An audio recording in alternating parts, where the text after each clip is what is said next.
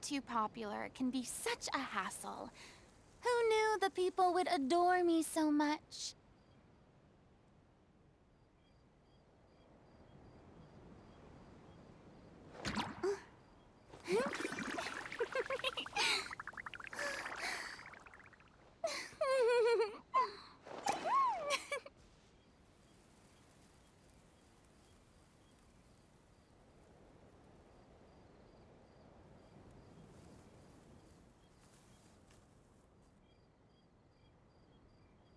Tea parties are a must for the well-mannered. If you'd like to learn the proper etiquette, I'd be happy to teach you.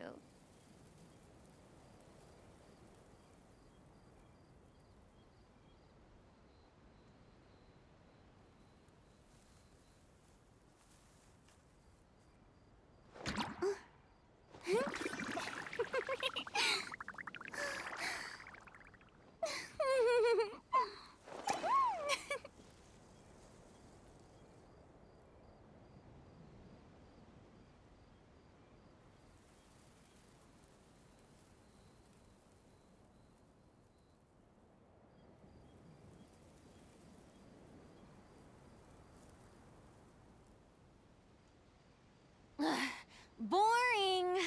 Isn't there anything else more interesting to do?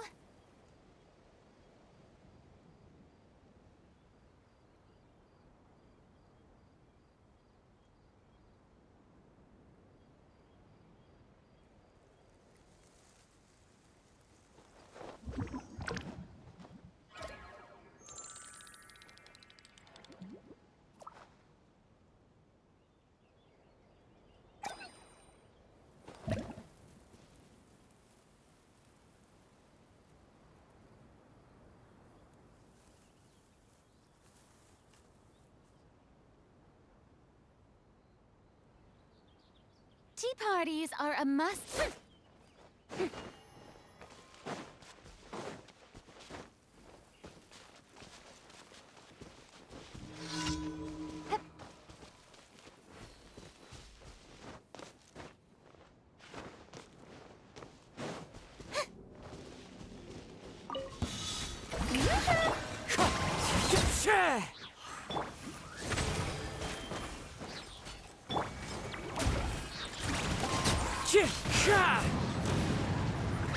I summon thee!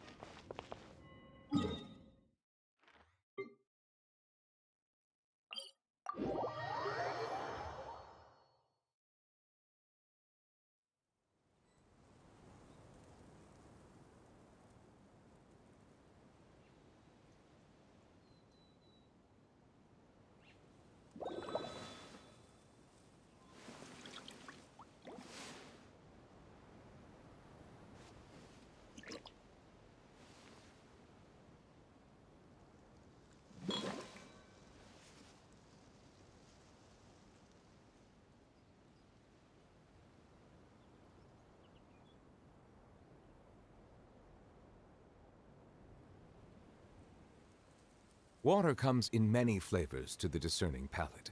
Mondstadt's water is crisp and pure, while water from Liyue has an enduring aftertaste. In Inazuma, the water possesses a depth of flavor unlike any other. Sumeru's water, meanwhile, has a rich and complex flavor profile, but it must be savored patiently to fully appreciate it.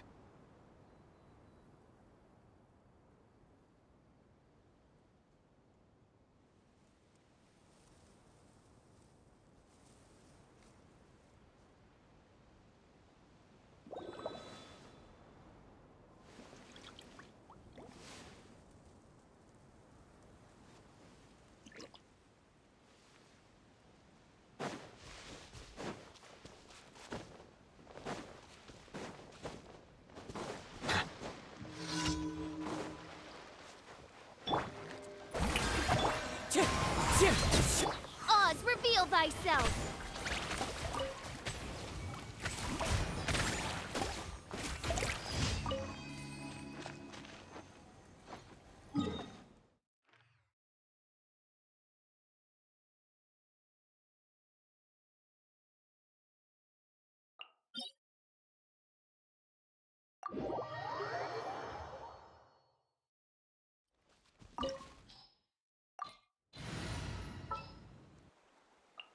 What shall we do?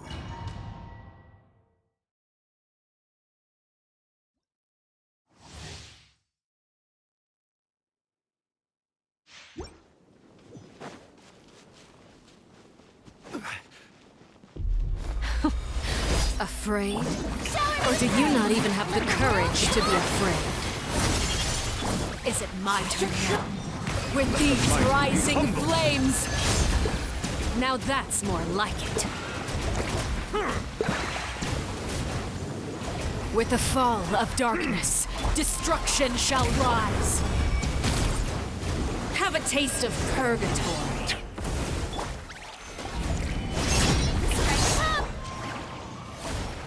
Bow your head. Not bad. You've proven to be a worthy opponent after all. Solidify!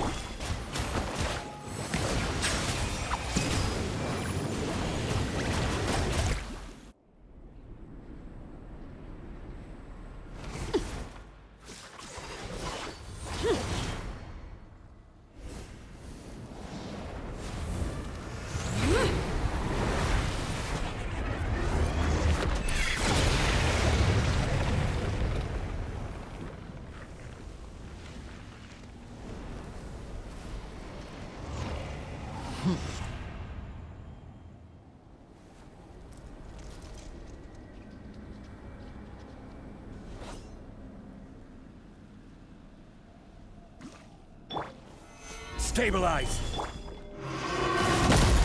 Time to shine! My blade is all that remains. Be sanctified.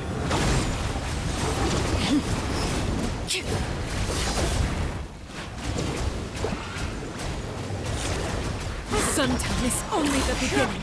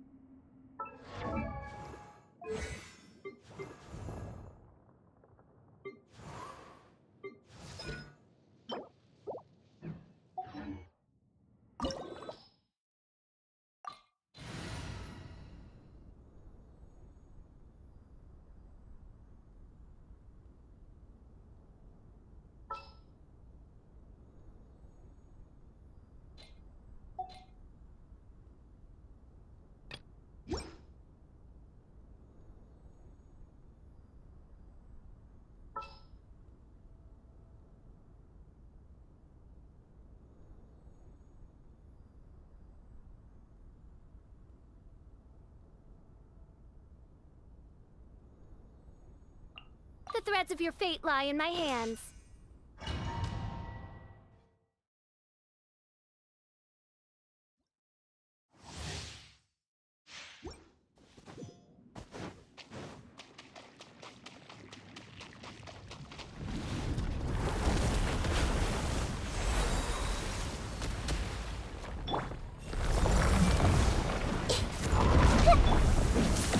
By royal decree. Ready.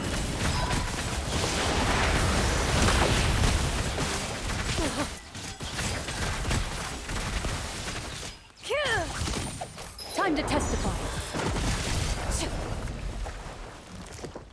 Loaded.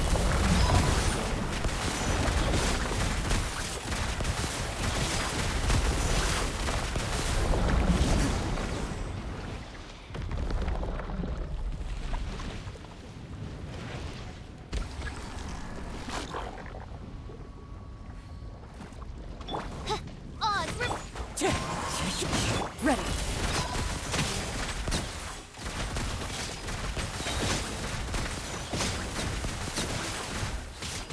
Hunt them down. Wind strike.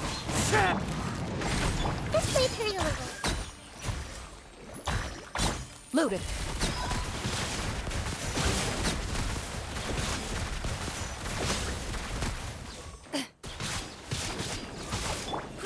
Grow. By royal decree. Where evil lurks, shoot on sight. Committed to memory.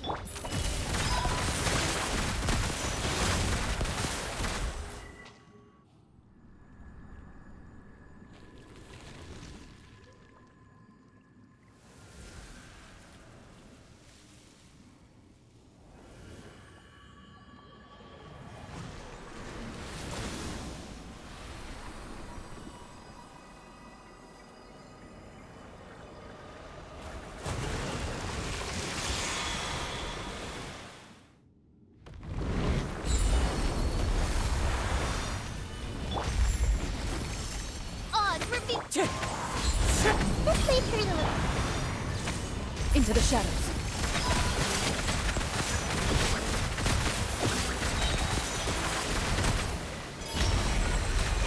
I see everything.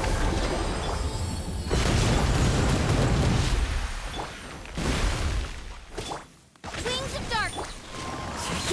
Loaded.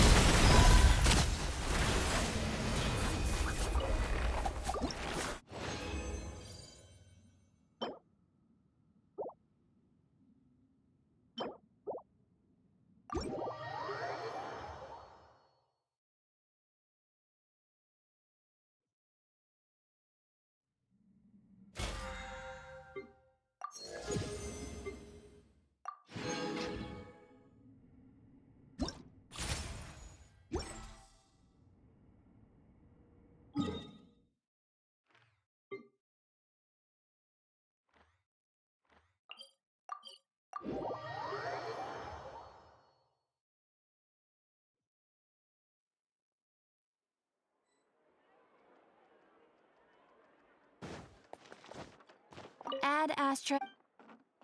Thank you for.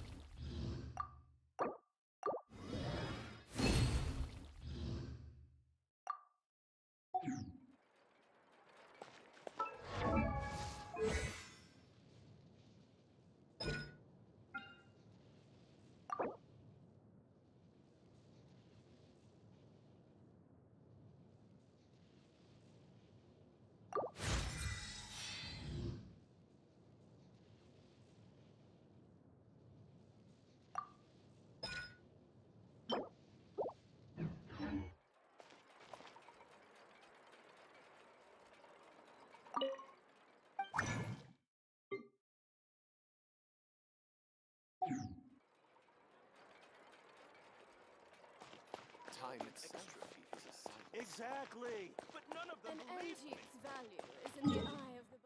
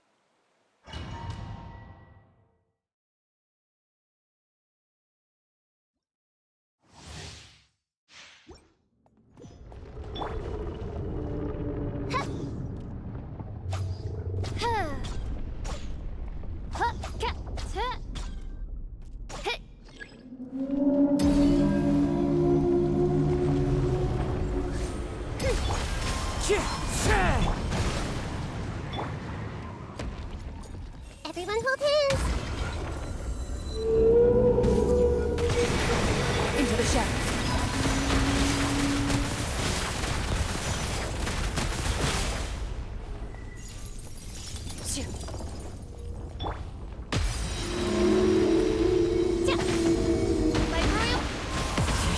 Ready.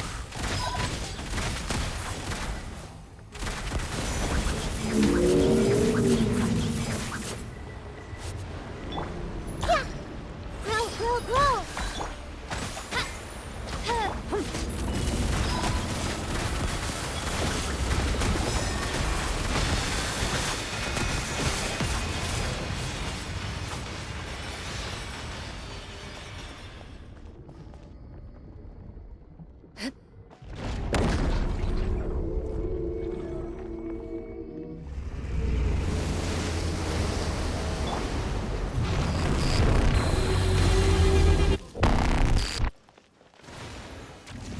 No rest for the Wind striking. No life lasts forever.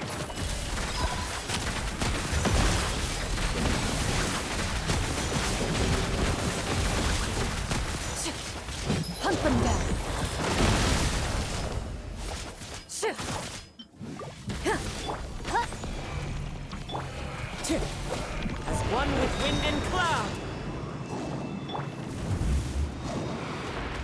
Oz for me.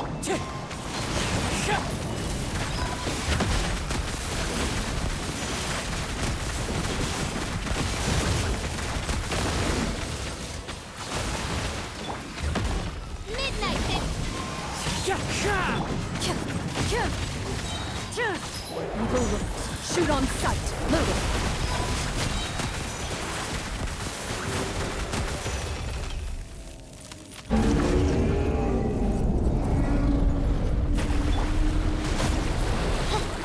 By royal.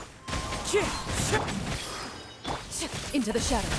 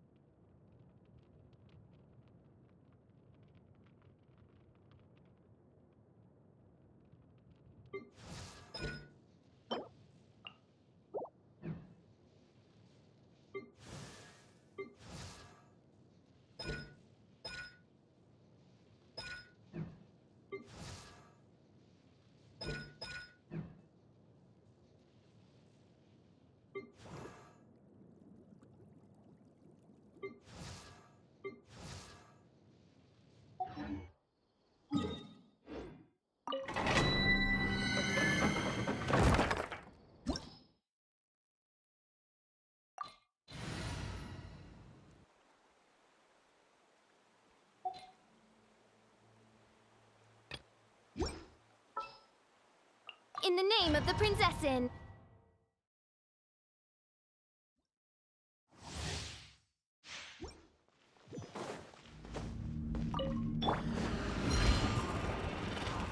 Strike a pose! Wind strike. Silence!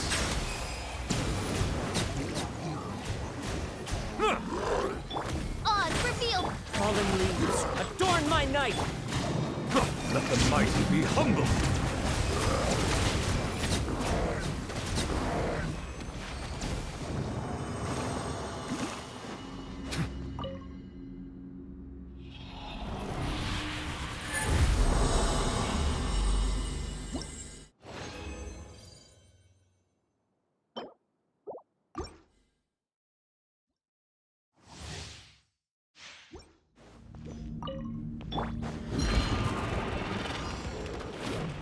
Shower me with... Bow your head. By royal As one with wind and cloud. The tides beckon. Be not perturbed. Unscathed. Bow your head. Silence!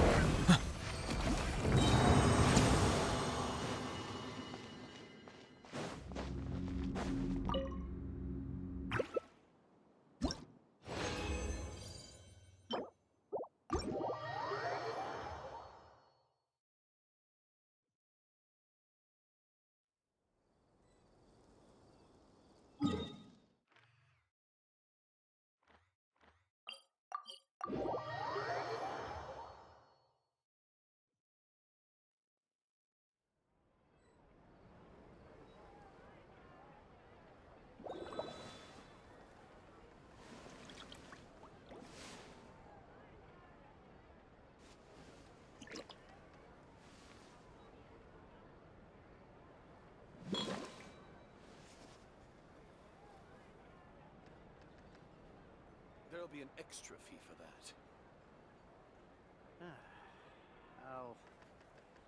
I'll think about it.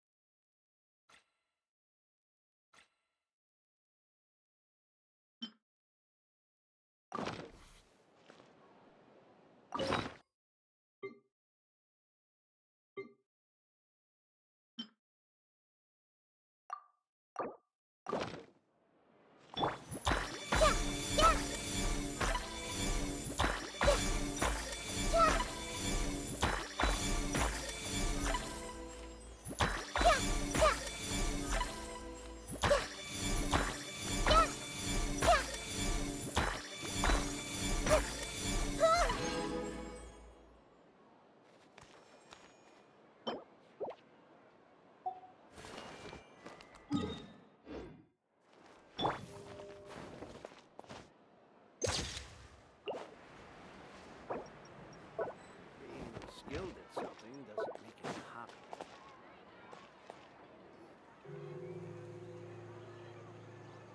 This shop looks popular today. Wonder what the occasion is.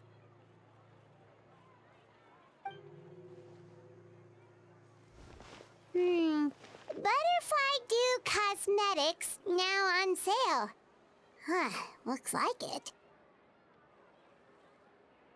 Oh, Sigewinne's here too. Hey there, Sigewinne! Hello there, Traveler and Paimon. I hope you're keeping yourselves fit and healthy. You bet we are. So anyway, what are you doing here, Sigewinne? The Duke insists I take regular vacations in the Court of Fontaine. This one just so happened to coincide with a promotion for a new skincare product, so I came over to take a look. I like to keep up with the latest industry developments when I can, to help me with my magazine articles. Wait, you write? For a magazine? Which one? It's called Beautés en Fleur, and it's run by the Fontaine Beauty Association. I've done lots of articles about skincare for them, using the pen name Maritime Flower. Oh, wow! You're a Maritime Flower? If Paimon's not mistaken, you're one of the leading figures in the Fontaine Beauty Association! What's so weird about that? Everyone loves beauty! I really like this role. The staff at cosmetic shops are always so polite. And as long as I wear a big smile on my face, I always get the best customer service. Well, they sure don't want to make an enemy of the Maritime Flower.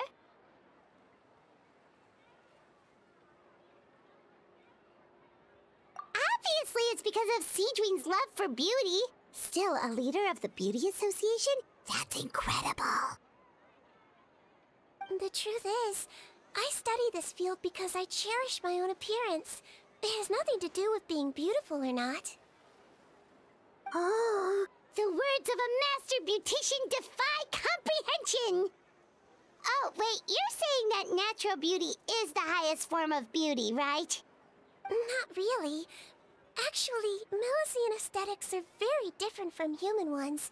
We don't view humans based on their appearance. If I had to describe our approach, I'd say it's based on cuteness. Oh, really? Yep. Still, I really value my current appearance, and in the process of taking care of it, I've ended up learning quite a lot about skincare and stuff. It turns out, my knowledge and experience is pretty popular with beauty product lovers. It came as a big surprise to me, though. Oh, Paimon gets it now.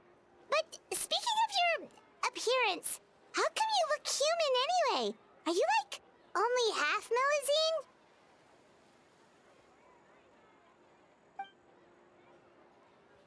Ooh, wait, sorry. That was probably really offensive, wasn't it?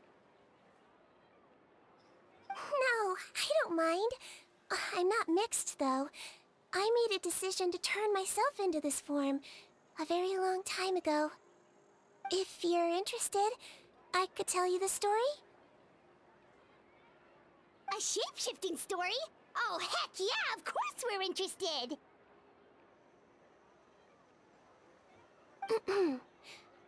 Once upon a time...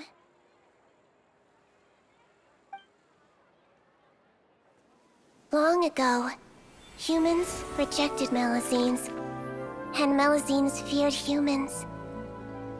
There was one Melazine who became fascinated with human medicine, but no human wanted her help. And there was one girl who liked Melazines, so no humans would make friends with her. So, the Melazine became the girl's friend, and the girl became the Melazine's patient. Your checkup's all done. You're still in perfect health. Thank you, Dr. Melazine. In this game of doctor and patient, a friendship was born. Then, one day, the girl fell ill. The Melazine was the only doctor to arrive on time, but the adults sent her away. Scram! Melazines can't be trusted! So just because I'm not human, I can't save my best friend? In desperation, the Melazine approached the frightening witch. She begged and begged until she got a reply. If you take this potion, concocted of sin, you will gain a human face and grow human limbs. But then, you will lose everything that attracted this friend of yours to you in the first place. Can you accept that? The Melazine did not hesitate for very long.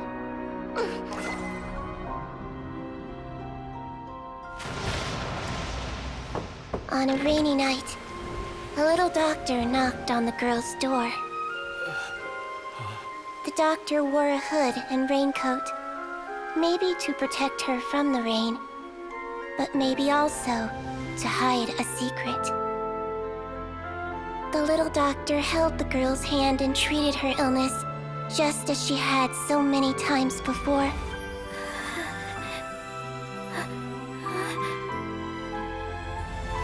Dawn came, and the little girl's condition improved. But the little doctor was long gone, for she knew her friend would never recognize her again. And so, since then, I've lived my life in human form. Most people who know me just think I was born this way. Ooh. A witch? A potion? Why does this sound like a fairy tale? Trust me, it's a true story. Must be the way you told it then. It just sounds so...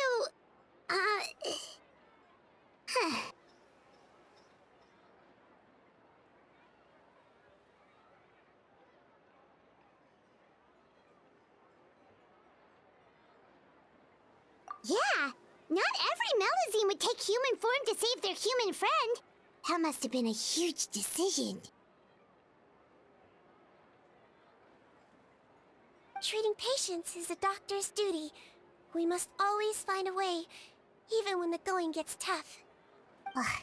It's so crazy that they turned you away just because you were a Melazine, especially when their daughter was so sick. Well, sometimes appearance can be a real barrier. But that was a long time ago. I like how I look now anyway.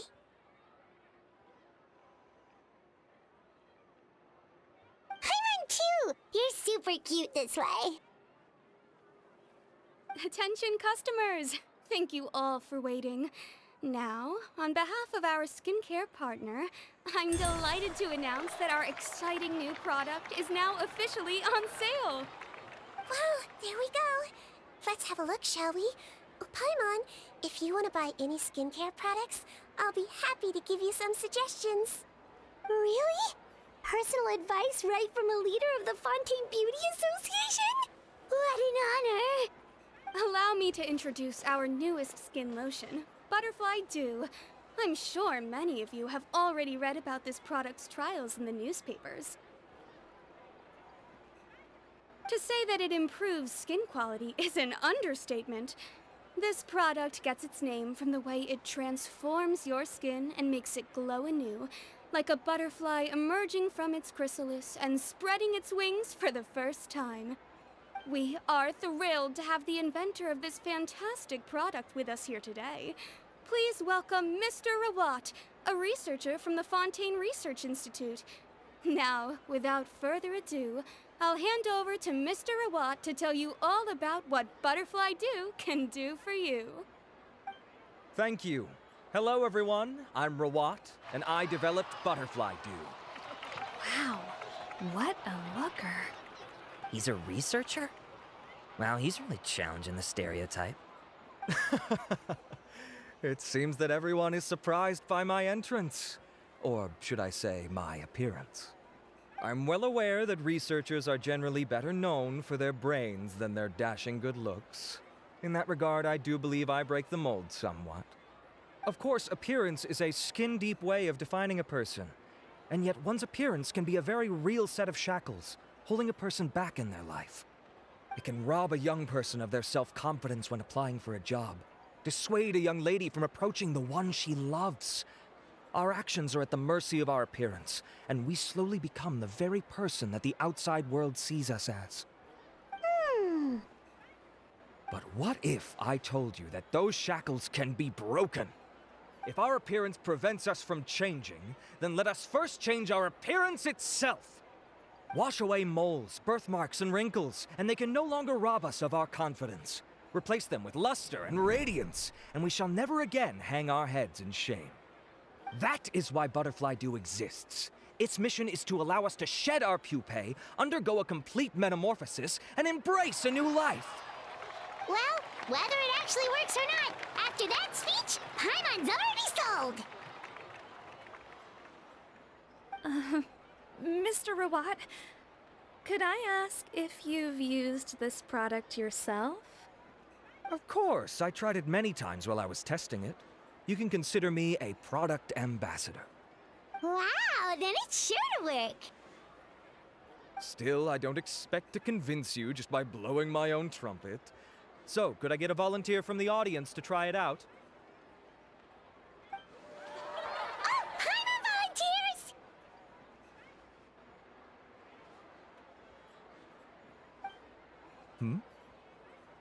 Oh! Ah, what an honor! It appears we have a giant of the Fontaine Beauty Association here with us. In that case, Miss Sigewinne, could we seek your most expert opinion on this product?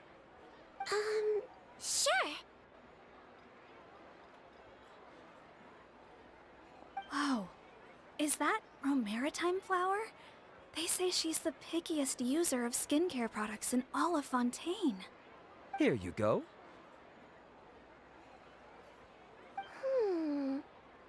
Well, it's very kind to the skin, and the absorption rate is high. Even for Fontaine, this is a first-rate product. Wow, now that's high praise. I'll take one. Any discounts? All right. Well, all that remains for me to say is, Butterfly Dew is now on sale!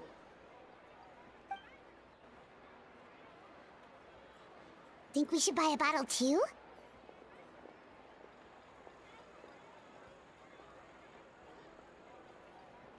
Of course you bring up Mora.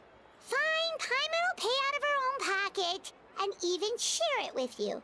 There, does that sound fair? And if you're worried about whether it's the right product for you, well, luckily for us, Sigewinne's here, so we can get an expert consultation.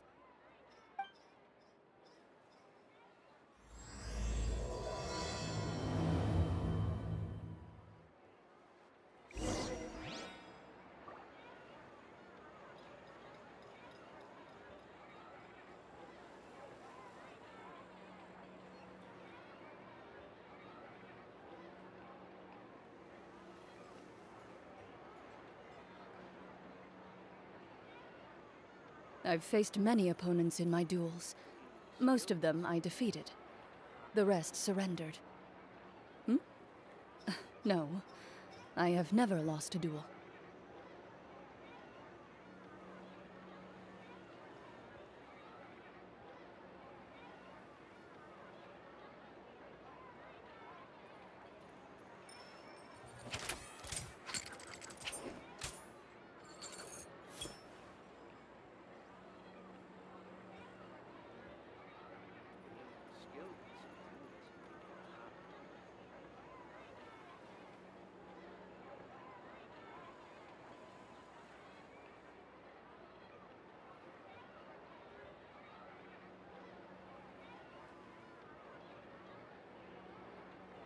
In my role as champion duelist, my opinions do not matter. For when... It's an honor to receive such high praise from you. To be honest, I was also hoping you might be able to point out some flaws in the product so I can keep improving it. With most skincare products, the pros and cons only become apparent with long-term use. Yet, this one has instant benefits, improving skin quality without any obvious side effects. It's one of a kind. Don't worry though, I plan to keep using it, and I'll publish regular reviews in Beautés en Fleur. You can read my thoughts there. All you need to do is subscribe. Oh, I was hoping for a more casual conversation, but you are a beauty association leader after all. I understand if you want to keep this professional. Sigewinne? Oh, excuse us, Miss Beauty Expert. But do you think this product is a good choice for me and him? Wait, are you the renowned traveler? That's right, and by his side, the equally famous Paimon. Well, I don't normally handle customer questions personally, but since it's the traveler asking, allow me to make an exception. Butterfly Dew is made for all skin types, so no matter who you are, you can rest assured that it will be kind to your skin. If anything, it might be marginally more effective on Fontainian's skin, but other than that, it works the same on everyone. Why would it work better on Fontainians? In the interests of protecting my trade secrets, I'm afraid I can't answer that, Miss Paimon. Alright then. How about a friend discount? Save yourself the trouble. I'd be greatly honored to have both of you use my product. Here, take 2 bottles for free. Yay! Paimon's private fund survives!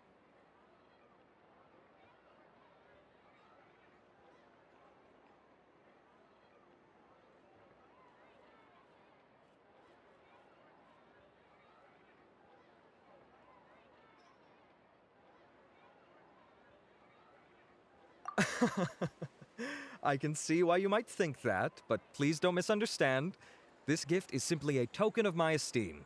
There's no business motivation behind it. To me, finding new customers for Butterfly Dew is about meeting kindred spirits, fellow admirers of physical beauty. I consider it a labor of love.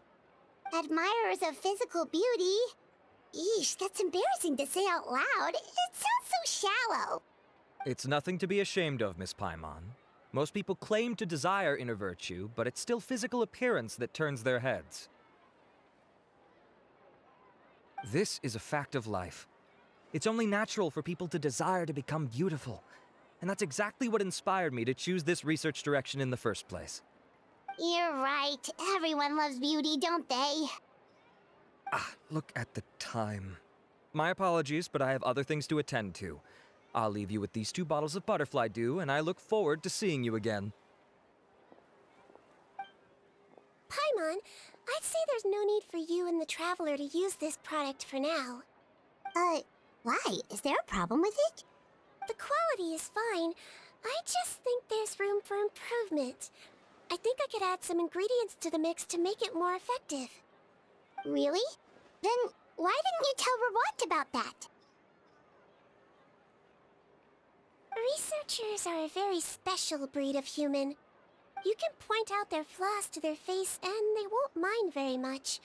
But if you tell them that someone else could do a better job, ooh, now that'll make them really upset. If I'd mentioned it, he probably wouldn't have given you those 2 bottles for free. Fair enough, that makes sense. If you're interested in the more effective version, I can write up a list of ingredients for you. Just come get me once you've gathered them. When you say more effective, you mean it'll make Paimon even prettier? Ooh, how can we say no? As for me, it's probably time I got back to the Fortress of Meripede. I mustn't leave the infirmary unattended for too long. Alright, see you there then!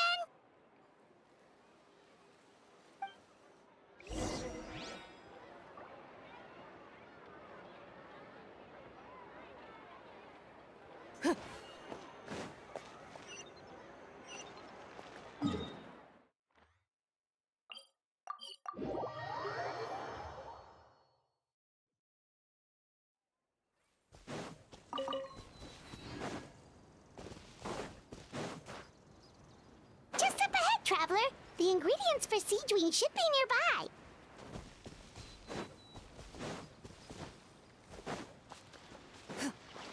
I see everything.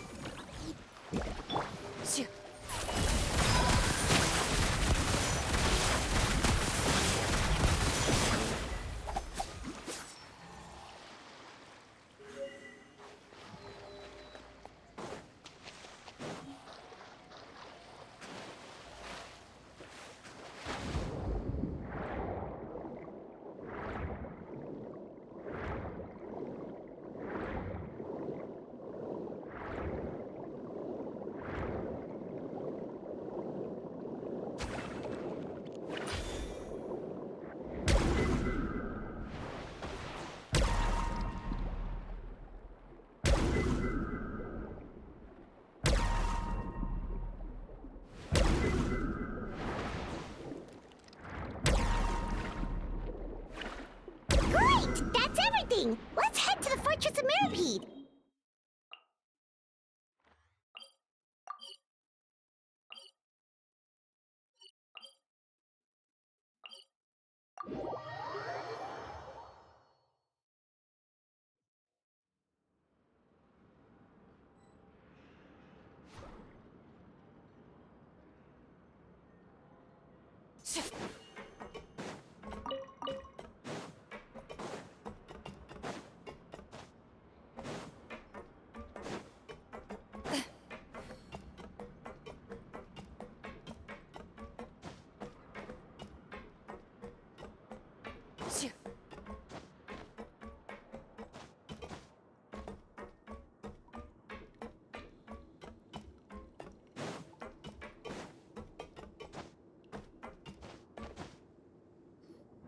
Whoa, the infirmary is packed! Please, you have to believe me. I saw it with my own eyes last night. Another me! He looked exactly like me. Got it? Okay. I've written down everything you told me. Now, I have a few tests to run. Take a deep breath, and don't worry. It's nothing to be nervous about. First, which finger am I holding up? Your index finger, but I'm telling you, my mental state is fine. I'm not crazy. Very good. Now, on to the next. Hey there, Your Grace. It's been a while, huh? Ah, it's you two. Indeed it has. I would offer you some tea, but I'm afraid the timing is unfortunate. Duty calls. No worries. Actually, we were looking for Sigewinne. Do you, know what all of this is about?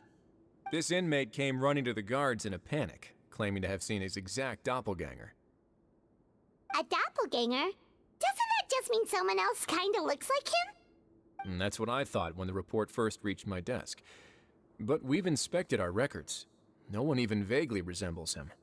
Considering how certain he is of what he saw, I can only surmise that he's having some mental issues.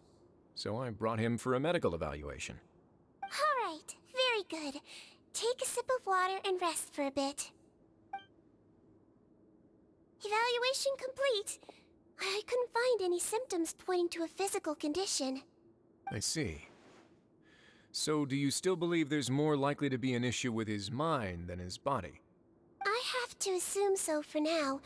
Psychological issues are more difficult to detect. At this stage, we can at least confirm that he is in command of his cognitive faculties. The rumor mill will go crazy if word of this gets out. Guards, take him to the ward for a period of observation. The Marechaussee Phantom has requested my cooperation on a case, otherwise I'd deal with this myself. Sorry for the trouble, head nurse, but I'll have to leave this to you. No problem, Your Grace. I'll add him to my observation list. By the way, we have a couple of guests here who have made the trip just to see you. I imagine it must be important. You probably won't need to add them to your observation list, though. Oh, Traveler! Paimon, it's you! Hey there, Sigewinne! It's actually not that important, but... I'll be in my office if you desperately need me. Goodbye for now. Okay, bye-bye! So, Sigewinne... Would you mind waiting for just a moment? I have another patient to see. Just find an empty bed and take a seat. I won't be long. Oh, sure. Sigewinne, we've brought him. And he seems to have taken a turn for the worse again. Okay, don't panic. Let's start by sitting him down here. Paimon had no idea how busy it can get for Sigewinne. Maybe now's not the time to ask for her help with skincare.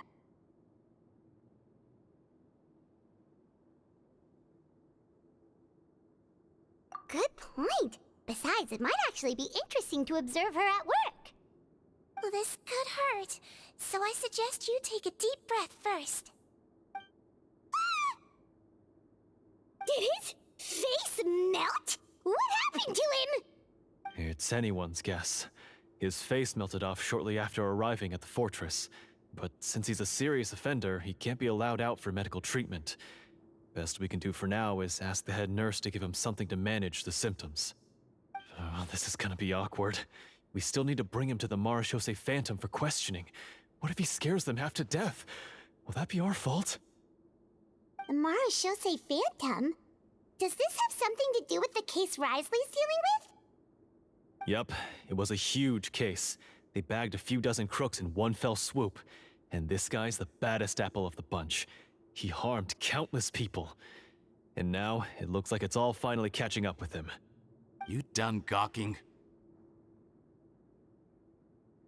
Not yet. I need to check the severity of your ulcers to decide the right dosage. Don't worry. We Melusines have a very different sense of aesthetics from humans. To me, he just looked like a little kitty with slightly scruffy fur, but still just as cute. Don't patronize me. Do I look like a kid to you? Just give me the meds and let me out of here. I already missed my cell. Hey, lose the attitude. You dare talk back to our head nurse like that again? Your days are numbered. Oh, it's fine. Okay, I'm going to apply the medication now. Tell me if it hurts, alright? Look how nice Sigewinne's being. And he still talks to her like that? What a nasty piece of work. Can I leave now? Wow, not a peep. What a brave little guy. Thank you, Sigewinne. And I apologize for the trouble. So, Traveler, Paimon, did you bring the ingredients? We did, but we don't want to interfere or anything. You're busy saving lives here. Oh, don't be silly. I agreed to it, didn't I? Just hand me the ingredients, and I'll make some time to whip it into the improved version for you. Take a rest here if you want. Or, if you're not tired, I hear they're holding a new pancreation tournament in the administration area. Or alternatively, is there anything we could help you with, Sigewinne? That's right! Let us help you out! It's the least we could do! Good point. Kind-hearted humans start to develop guilt if they accept free help from others. Don't worry. I'll take a look at my schedule. I'm sure I can find something to treat this condition. I gotta warn you, though, it'll be tiring work. So I suggest you take a break first, then come back and see me when you're ready.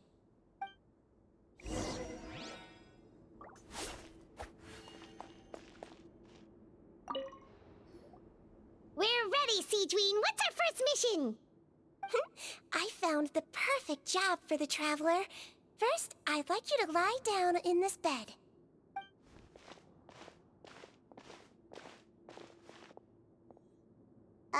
What for? I need you to pretend to be sick. What? Oh, is it that difficult? I thought you did a pretty good job last time. Oh, so you knew. I sure did. He was way more interesting than the usual malingering inmates, and you played along very well, Paimon. I observed you two for quite a while after that. Well, this is awkward. But why do you need us to do it again now? No time to explain. My next patient will be here any second. Oh, please, just do as I say. You can, pretend like you've got a nasty headache, and throw in some dry heaving for good measure. Okay.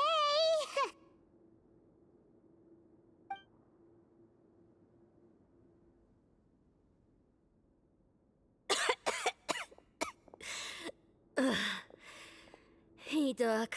It's me. I'm only here because my mom won't stop pestering me about it. So annoying. Well, your mother has enough on her plate with a busy job. Well, the last thing she needs is to worry about you being sick as well. I know!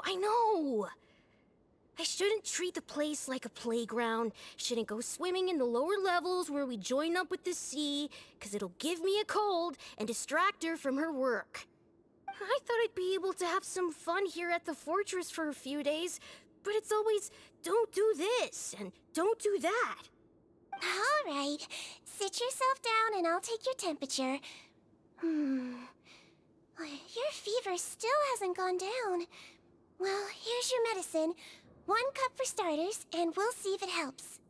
But Doc, it's so bitter. Do I really have to drink it? I mean, I'll be fine, right? I've got an uncle who caught a cold. His fever went away on its own after a couple days. Can't you just write me a note saying I'm on the mend? I just need something to keep my mom off my case. I sure can. You're a very brave boy, after all. Huh? Brave? What makes you say that? Well, if you want to rely on your own immune system to clear up your fever, then you'll have to tough it out like this guy.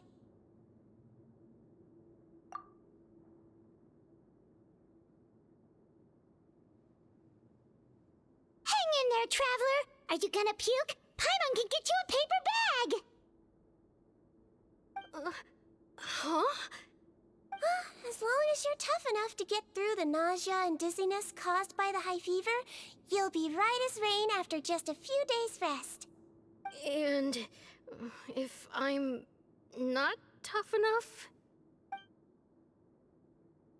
Hey! Wake up! Wake up! Put it this way. At least you'll never have to see the doctor again, right? I think maybe I'll take that medicine after all, if that's okay. Oh, of course. Here, it's still warm. It's so bitter. All done. Great job, you two. That kid really doesn't know what's good for him. His mother's a guard here. She's been working back-to-back shifts lately, but unfortunately his father's away on a business trip right now. She had no choice but to bring her son here for the time being. He was quite happy at first. He seemed to think that the Fortress of Meripede would be all fun and games. So you made us put on that act just to scare a kid into taking his medicine? That's a pretty sneaky trick. Seems like there's a whole side to Sigewinne we never knew about. It's a technique I learned from my teacher. Oh, you had a teacher? Was she a Mellowsine doctor too? She was human. She passed away a long time ago. Oh, sorry. No, it's fine. I really liked my teacher, so it's always nice when I get to talk about her with other people. She was a traveling doctor, and since she didn't have a clinic, she'd go out and visit her patients wherever they were. Dealing with the badly behaved ones was her specialty. She used to say, if you can scare the little brats into taking their medicine, you won't have to hear them wailing and screeching when their condition gets worse.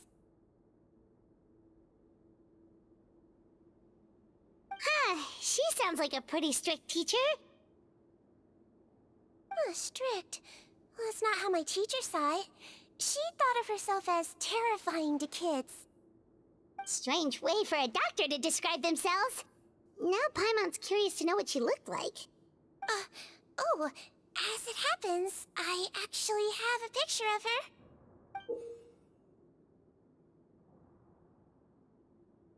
Oh, wow, yeah, okay, that'll terrify the kids. Yep. All the children she treated thought she was a witch.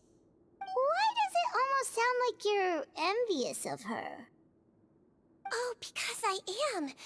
If she was here, all the children would take their medicine without any need for tricks. A doctor who looks like a witch. True, they wouldn't dare try anything funny with her around.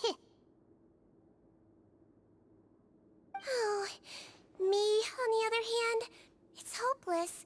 Children aren't afraid of me at all. That's actually a good thing, you know? Oh, my next patient should be arriving now. Would you mind lending me a hand again?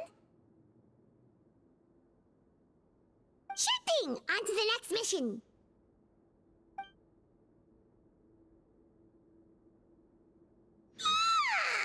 Is it nighttime already? That flew by. You really have a busy job, Sigewinne. Well, thanks to you two, it was much easier today. Aww.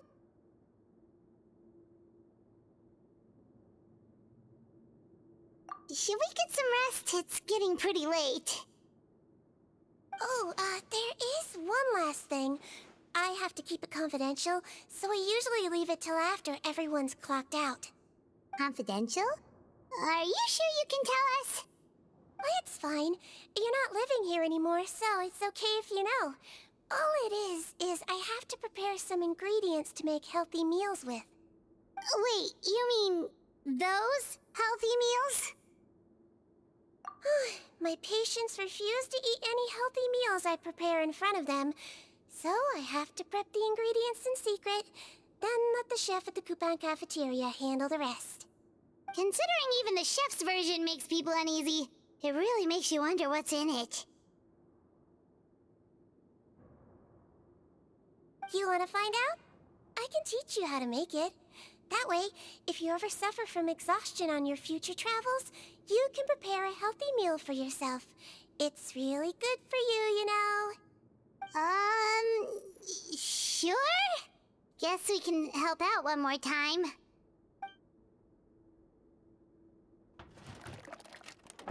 The ingredients are ready. Now, put them on the table and add them in the order I tell you. First, we add this special slime condensate, stir it thoroughly, then pour it in.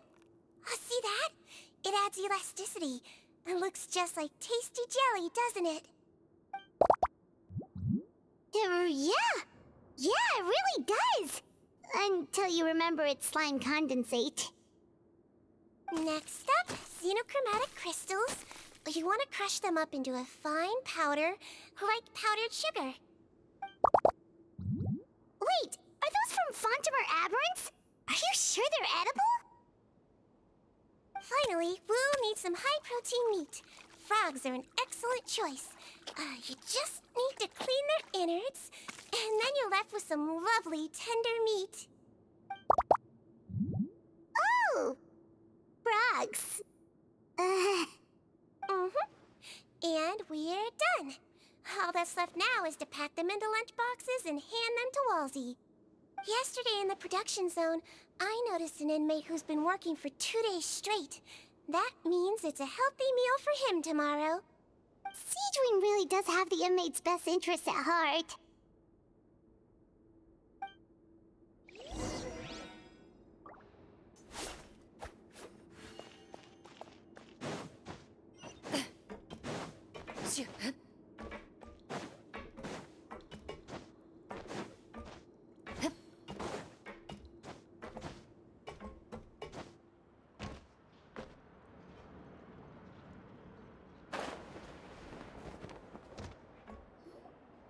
Ah, head nurse. Got some extras for me? Just the one today. The serial number's on the lid. Sounds good. I'll make sure it gets delivered. Sounds like they're talking in code. Thanks for your help. Oh, it's no trouble at all. I only wish I could do more. You work so hard for all our sakes. I'd happily lose a little sleep if it meant helping you out. That won't do. If you reduce your sleeping hours any further, your health will start to suffer. All right. Nurse's orders. I'll do as I'm told. But you take care of yourself too.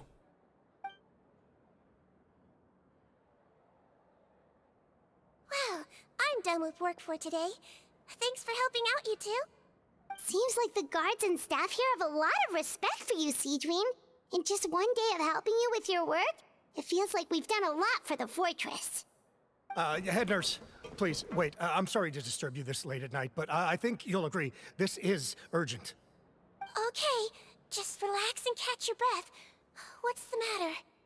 The guard at the observation ward, Odilon, he told me to pass on a message to you. One of the inmates there, the guy suffering from possible hallucinations, well, he seems to have made a sudden recovery, and now he wants to apply for permission to leave the ward. Huh? Already? You were right to tell me. I'll have to examine him and make sure he's well before we discharge him. Looks like we've got one job as medical assistants left. We'll come with you.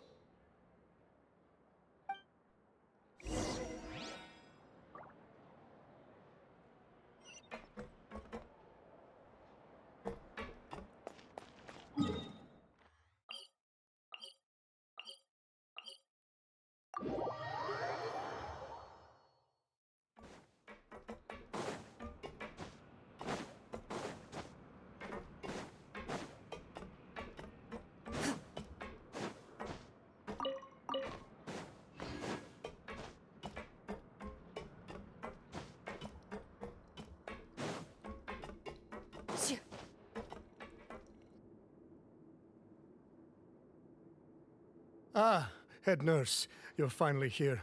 I'm so sorry for all the trouble I've caused you, but I believe I've now made a full recovery.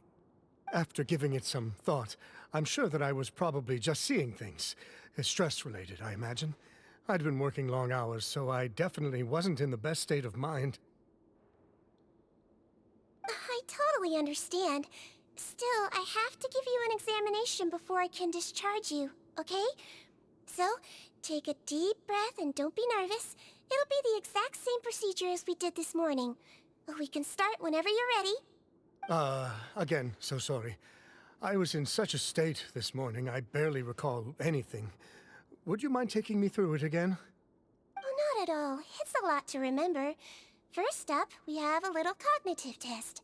Just concentrate and you'll be fine. To start with, which finger am I holding up? Your pinky.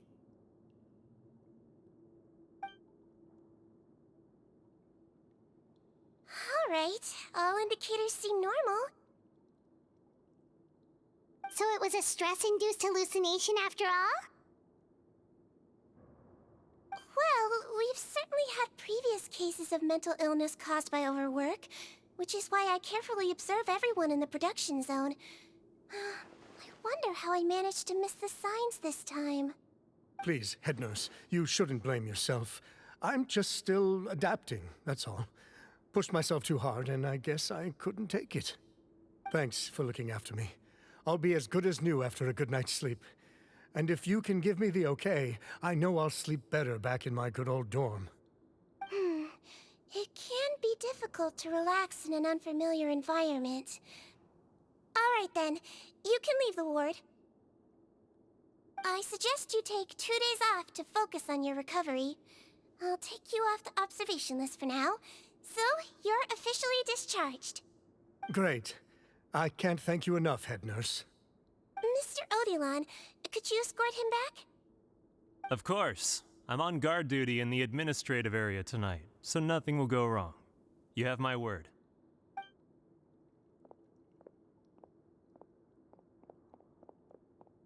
Guess you're finally done for the day now, huh? Yep. But I still haven't gotten around to making that improved lotion for you yet. Oh, no rush!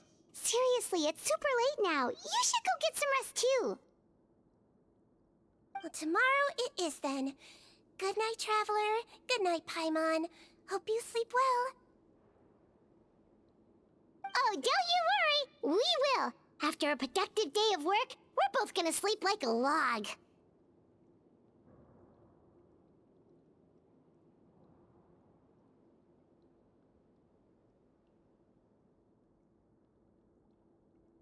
Yeah, sleep tight, Sigewinne. See you tomorrow.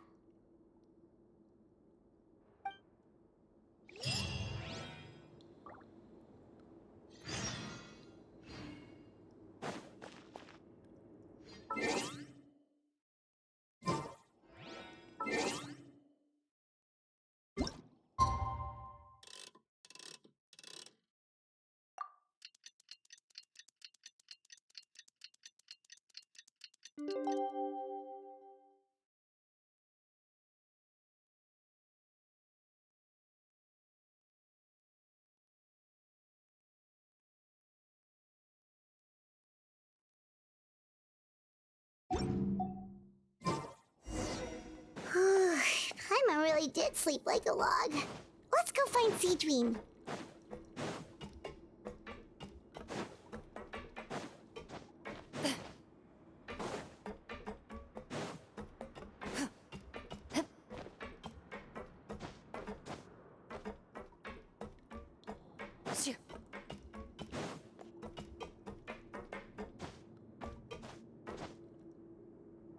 Whoa! How is the infirmary even busier than yesterday? Good morning, Traveler and Paimon. I have a few people here for a checkup, so you might need to wait for a while. No problem. Anything we can do to help? There's a bit of a complicated situation here. I'm still getting to the bottom of it myself. You have to believe me. I'm telling the truth.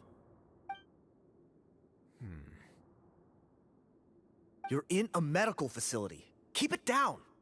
Please, listen to me. I'm not Gascon. I'm Uy. You're a horrible liar, you know that? We get all your mugshots with the arrest warrants. It's clear as day that you're Gascon. You mean because of the way I look? I don't know what happened. I just woke up like this. Then you guys dragged me in here for an interrogation. I brought you here to figure out what's going on. If you truly are the victim of an injustice, yelling isn't going to achieve anything. At most, it'll delay your vindication. All right. I get it. This is nuts. Yesterday's interrogations went fine, and now this. Morning, Your Grace. What's going on? Remember the case I mentioned yesterday? The one brought to me by the Marechaussee Phantom? Well, we've been questioning the inmates involved this morning. Every single one of them is claiming mistaken identity. Huh. That's even weirder than what that guy was saying yesterday. The thing is, none of them have been able to provide any evidence whatsoever to support their claims. Questioning them further got us nowhere, so for now, we've brought them to the infirmary. And we thought yesterday was as busy as it got for Sigewinne. We've compiled their statements. Have a look. Perhaps there's something we missed.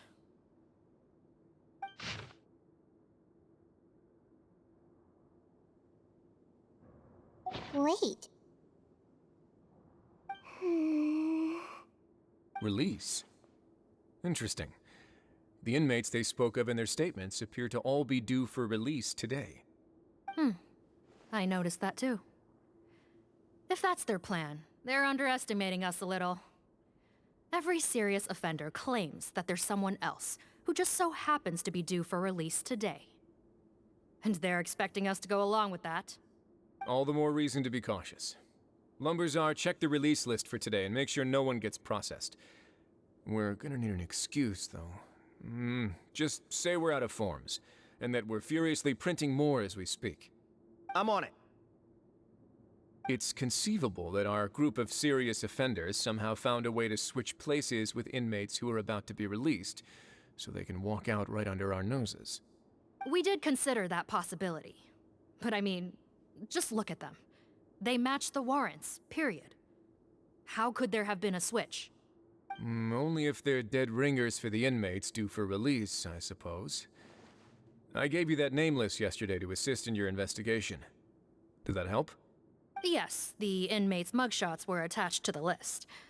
The first thing I did was check for lookalikes, and I didn't find any. The only other thing that stands out to me is that their voices sound a little different today. But it's not exactly hard to put on a fake voice. Oh, really? What does our head nurse make of all of this? Give me a moment. I think I have a way to confirm whether there's been a switch. I know, it's not time to change your dressing yet, but please bear with me. Huh? Isn't that the guy from yesterday? This should be Honore. He has very severe facial ulcers, which require an operation in the hospital at the Court of Fontaine. I authorized him to leave the fortress for medical treatment under guarded escort. Yes, like I told you. I'm not Putton. I'm Honore. So there has been a swap. Well, I can see what happened in Potton's case, but how do you explain the other inmates? You're not telling me they're... souls switched bodies. Are you? No, I believe it was their faces that got switched. The method is a bit like replacing a tooth. Take the bad tooth out, put a false one in. And actually, I think I can prove it to you. Traveler, Paimon, do you remember Eric from the other day? Yeah, sure do. Then you can be my witnesses. To start with, please fetch the inmate who claims to be Eric.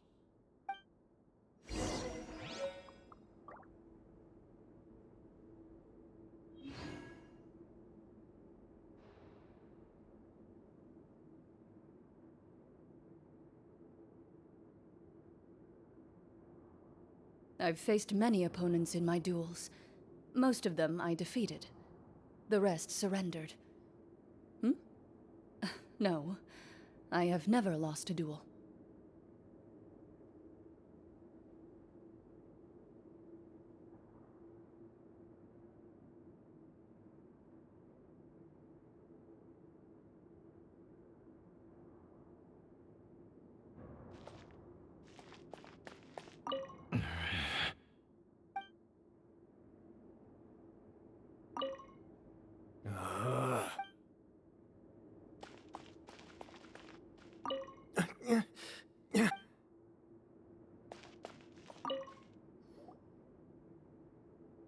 So, you're Eric? Yes, head nurse. It's me. You do believe me, right? I need to do another examination on you. Same procedure as yesterday. All right. It's the cognition test first, right? So I need to concentrate. Now, try to recall if you can. The last time we did this test, which finger did I hold up? I believe it was your index finger. But that means... Huh? So, basically, last night, the Eric who said he saw another him suddenly recovered and applied to leave the observation ward. Sigewinne did another test before letting him leave, but that time, she held up her pinky finger.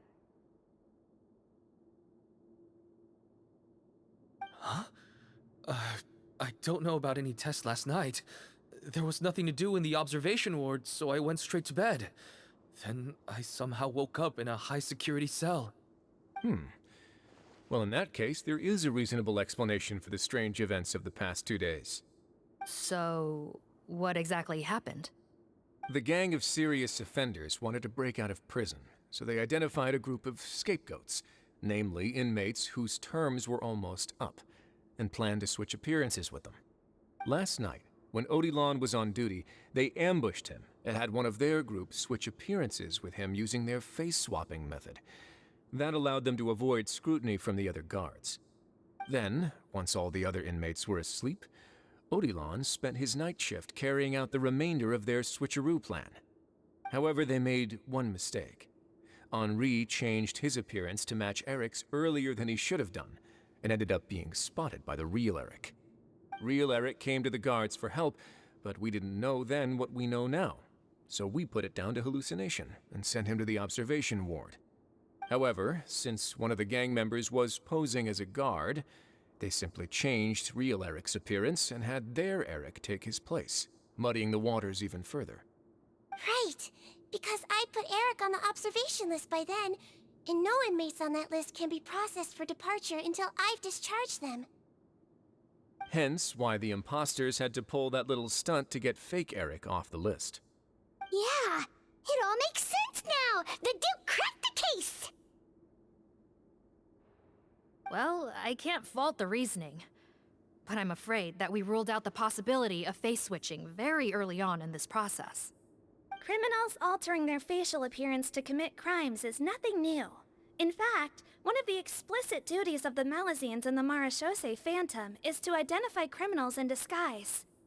We carefully examined all the suspects, and there is no evidence that any means of disguise were used in this case. Huh. Well then, how do we explain all this? So far, it seems more likely that the gang stole documentation belonging to the inmates due for release, and are using that to commit identity fraud.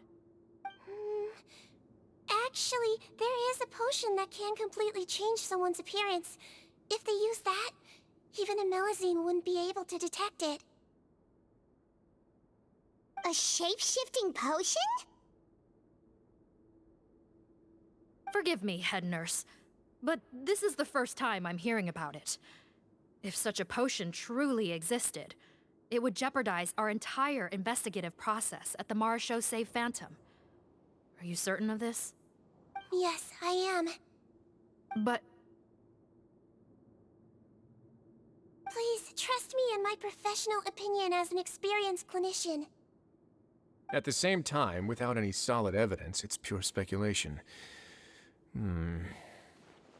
If we can round up all the inmates suspected of switching places, then have a little talk with both sides, we might just get our answer. Yep, let's do that. Okay. Well, it was our negligence that meant we had to come and conduct these post-internment interrogations. And I know it's put you out. We'll do it your way. Your Grace, bad news. I paused the releases like you asked, but we were too late. A bunch of people already got processed 2 hours ago. I checked the list, and sure enough, it's all the people who gave statements. 2 hours ago? That's before today's interrogations began. They had this all planned out. So there really was a switch after all. They really pulled the wool over our eyes on this one. We should be able to catch up with them if we leave now, right? Not if that potion is real. They can just switch faces again after leaving the fortress. And if the Marachauss's Melazines can't even spot them, we wouldn't know where to start searching. Yikes! So we're at a complete dead end!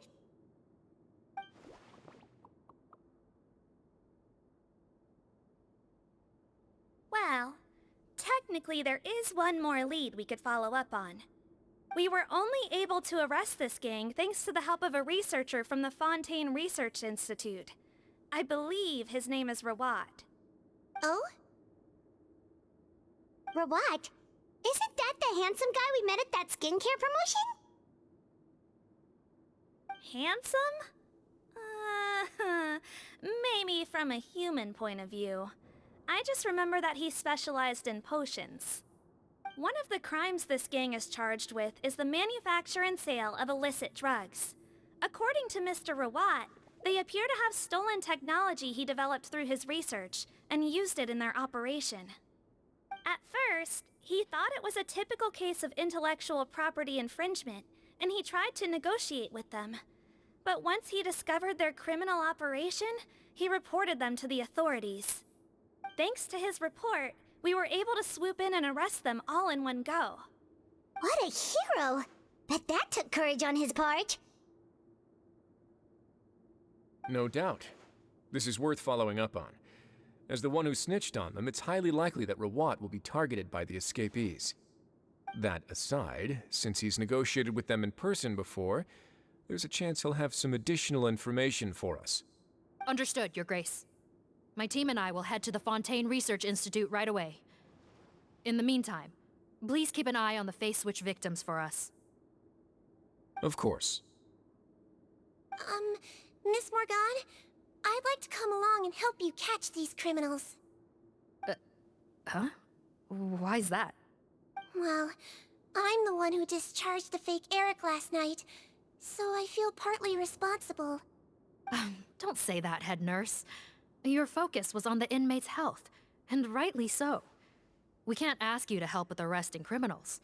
That's our duty. I also have a more personal reason. Potton is a patient of mine, and if I don't get a new batch of medicine to him in time, his condition will get much worse. Look, head nurse, I completely understand where you're coming from. But arresting criminals is dangerous business. And if anything happened to you, none of us can afford to take on that responsibility. Don't worry. I can defend myself just fine. You say that, but still... If I may, Miss Morgan, Sigewinne is the one who raised the potion hypothesis, and I'm sure she has far more expertise on the topic than your team. My suggestion would be to bring her with you. And if you really are worried for her safety, then...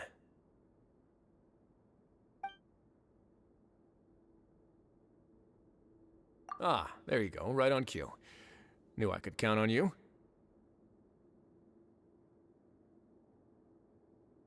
Okay. Well, since this plan has the Duke's blessing, far be it from me to refuse. We should head off immediately. Time is of the essence.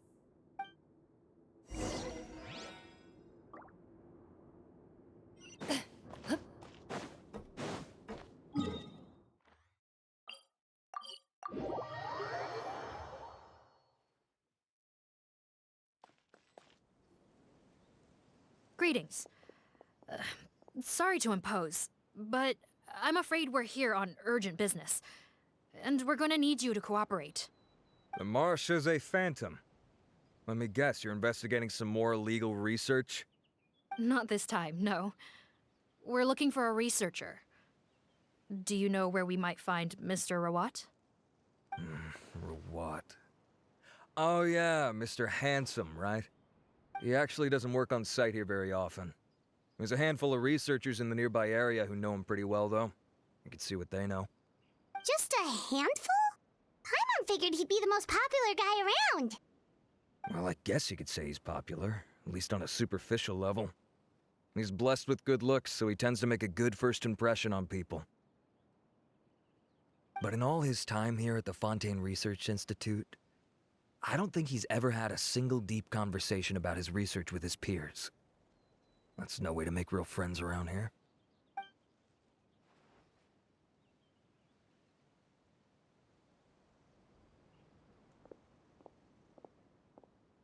That's so weird. He definitely didn't come across like a recluse at that product promotion.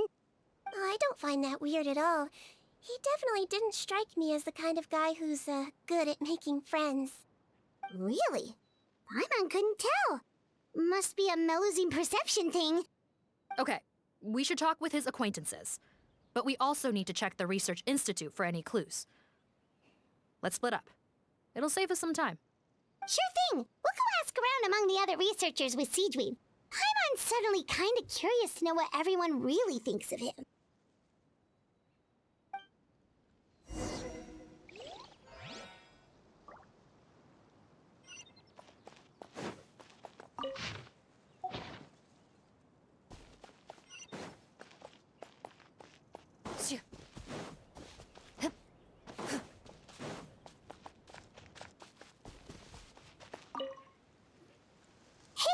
Are you in Teep? What do you want? We're here to ask about Rawat. Any idea where he might be? We were told you were pretty close with him. Close? Not sure that's the word I'd use. He wouldn't even let me use his patent. Huh? It's been a good few days since I last saw him. I don't know where he's at. Go ask someone else. Would the patent in question happen to be related to the new skincare product he developed? Yeah, kinda. Butterfly dew, or whatever he calls it. I heard he made a tidy sum off of that one. Okay, now we're getting somewhere. Keep going. Most of the other researchers here focus on mechanics, energy, stuff like that. I get why he wouldn't be interested in having anything to do with them. But I'm studying coatings. There's a huge overlap in our areas of research. Why would he refuse to work with me? I bought his product once, and noticed it contains a unique substance that might have applications in coatings, too. If it worked out, I could probably make as much as he's making. Don't get me wrong.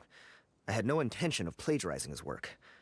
I was hoping to get official permission to use his findings in my own research. Followed the proper procedure. It was all above board. I would have had to pay him a license fee and everything. But despite that, he turned me down not once, not twice, but 3 times. It's like he's vehemently opposed to the idea of anyone else making the kind of money he does. Huh, so is Rawat antisocial, or is this guy just jealous?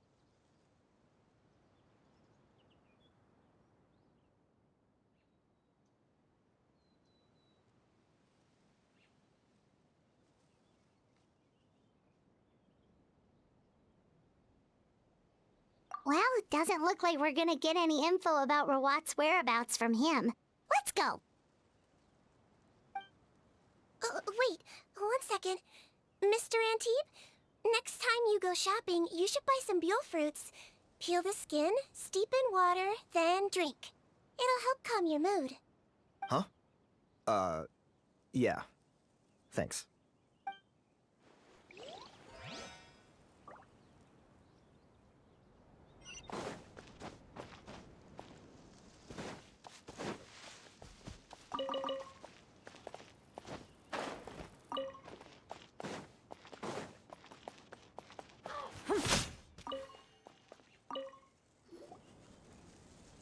Excuse us, are you Audrey?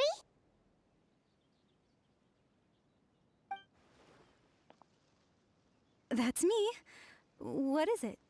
Are you close friends with Rawat? We're trying to find out where he is. Close friends? You mean because I told him I had feelings for him once? I doubt I'm the first or last at the Institute to make that mistake. Why would you single me out as a close friend? I should have known, really. Men like him, they just enjoy being surrounded by fawning women. They're not interested in a serious relationship. Okay. We were just kind of wondering if you might know where we can find him. Why would I know where he's at? I barely know him, and he probably doesn't even remember me. Ugh, this is getting annoying. Shall we go ask someone else?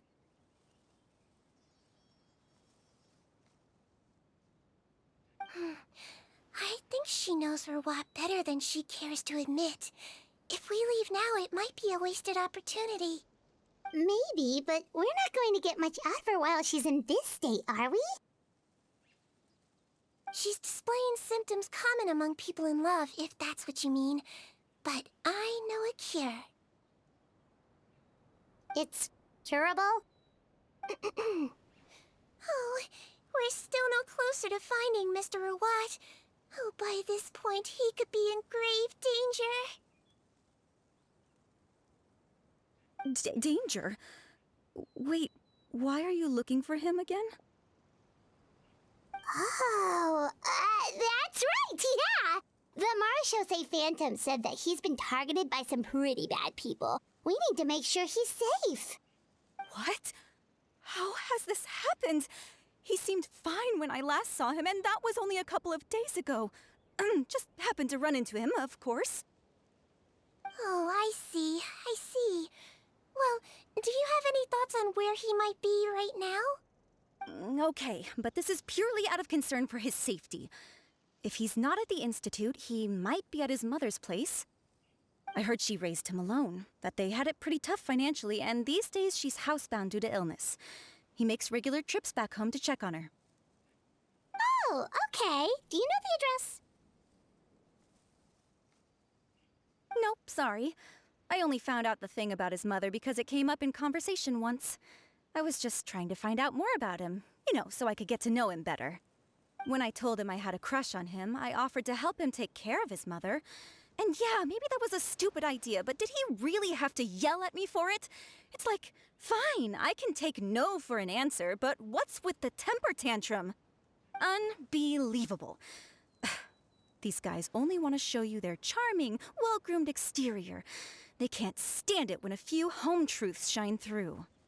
Looks like her love syndrome is flaring up again. We need to find out Mr. Rawat's mother's address.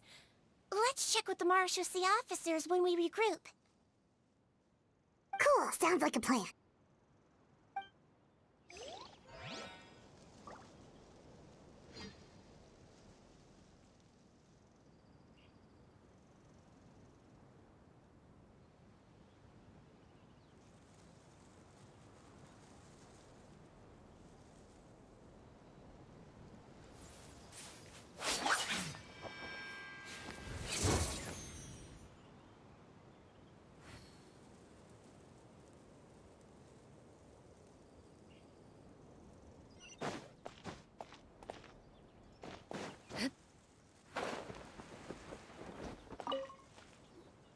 Sorry to bother you, sir, but are you Bertram?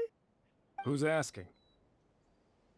some concerned citizens helping out the Marechaussee Phantom with an investigation. We'd like to ask you about Rawat's whereabouts, if that's okay. We're told the two of you are pretty close. Not anymore, we're not. Turns out we don't see eye to eye. Oh yeah? What happened? The thing about us researchers is, most of us do what we do for some sort of higher purpose. But not Rawat. All he cared about was how to commercialize his findings. He won't even let you work with him unless you sign a confidentiality agreement first. Also, he has better control over who gets which intellectual property rights. How are you supposed to get any meaningful research done working with a guy like that? Now that I've got my own technical solution for my compressor, I don't need to work with him anymore. So that's what Rawat is really like. We'd still like to know where to find him. Is that something you can help us with? Wait, Yeah, I know you. You're the head nurse at the Fortress of Meripede. Alright, then I'm happy to help you if I can. I respect the work you do. Medicine serves the highest purpose of all the sciences. Wow, turns out Sigewinne's got some real clout. Thing is, I have no real way of knowing where he might be. I stopped working with him 2 months ago, and I've barely seen him since. But if you want my advice, I'd say go talk to the peddlers. There's a few he meets with every other day or so. Maybe they know where he's at. Peddlers? Yeah, back when I was working with him, I noticed he met with them quite often. Wouldn't surprise me if they were involved in some shady business together, because it seemed like they went out of their way to avoid discussing anything in my presence. The little I overheard was about manufacturing and selling pharmaceutical drugs. Like I said, he's all about the money. Drugs? Doesn't he work with skincare products? Do those count as drugs? Who knows? I never cared to find out. He's the Mora grubber, not me. Thank you. You've given us plenty to work with. Welcome. Goodbye, and may we both reach new heights in our scientific endeavors. Well, that's all three researchers. Let's head back to the meetup point.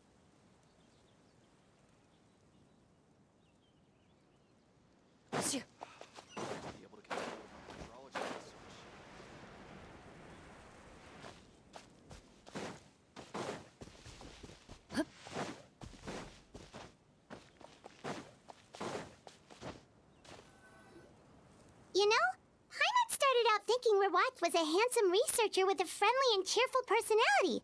It's such a surprise to learn that his peers have a different impression of him. So, what's your view of him now, Paimon? A handsome researcher whose difficult upbringing turned him into a profit chaser with a chip on his shoulder? So your thoughts about his appearance haven't changed at all? Well, his looks are kind of a big deal. At least in Paimon's opinion. How does such a handsome guy end up being so antisocial? Even with his difficult family background, it just doesn't make any sense. You can't judge a person solely based on their appearance. Head nurse. Traveler. I assume you've spoken with the researchers. What did you find out? Bertram mentioned Rawat's involvement with some pharmaceutical merchants. Do you know if he's registered any pharmaceutical brands? Since he was a whistleblower on such a huge case, I ran a background check on him. I don't remember there being any brands under his name. How strange. If he was so focused on commercializing his research and averse to sharing his technology with others, why wouldn't he have registered his own brands? Maybe he and his business partners needed to avoid public scrutiny? You think he may have colluded with the gang? Well, the crime was manufacture and sale of drugs, and that would certainly be in his wheelhouse. We can't rule it out. Isn't that pretty unlikely, though? He was the one who blew the whistle on them! Most children who come to me with tooth decay have suffered pain for a long time already, but they'll still try to hide the fact that they eat too many sweets. Grown-ups and children aren't so different in that regard. If you say so. I saw him when he came to make his report, and I certainly didn't get the feeling that he was the type to collude with criminals. Perhaps it's more likely that they were coercing him. You mentioned that he comes from a poor family. So, it's possible that the criminals approached him, asking for academic support, luring him in with the promise of riches. By the time he discovered who they really were, he was in too deep. They had leverage on him, so he was forced to keep working for them. I've seen it happen many times before. That does make a lot of sense. It would definitely explain why he was so unwilling to cooperate with his fellow researchers. No wonder he's so unsociable. He must be on edge all the time with a gang of crooks breathing down his neck. In that case, the situation could be worse than we thought. If Verwatt was working with the escaped inmates, they're sure to know more about his whereabouts than us. Oh, there's a good chance they'll get to him before we do. Based on the information we've gathered so far, he was last seen 2 days ago. If no one's seen him since, maybe we're too late. 2 days ago? So he went missing right after that product promotion. That was the same day he reported the criminals, too. Not a good sign. Don't worry, everyone. I believe we still have a chance. Since he disappeared right after blowing the whistle, it's likely that he's gone into hiding. Yeah, he must have been worried that they'd come for him. All the more reason to find him as soon as possible. The only lead we have at the moment is his mother's house, which you mentioned earlier. Seath, think you can find the place? Yep. When you register a brand, the Court of Fontaine requires you to provide a legal address. The one Rawat wrote down was in the outskirts of the city. That should be the place. Okay, then there's no time to lose. Let's move.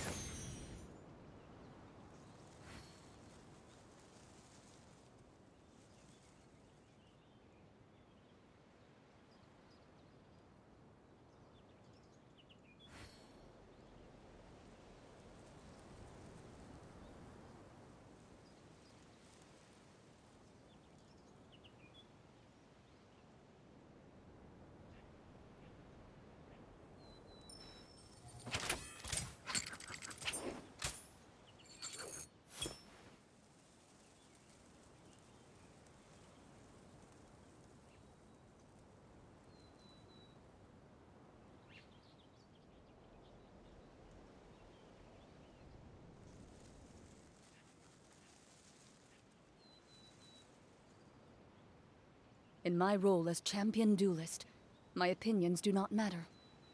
For when I draw my blade, I am but an instrument of Fontaine's law.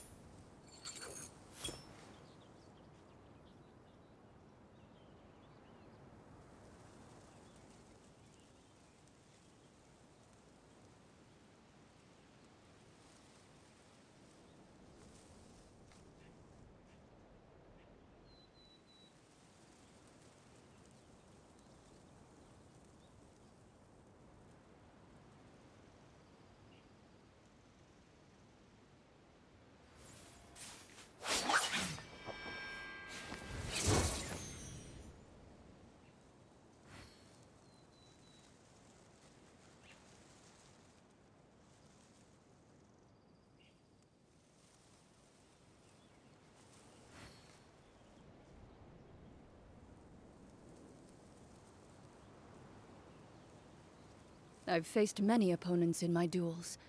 Most of them I defeated. The rest surrendered.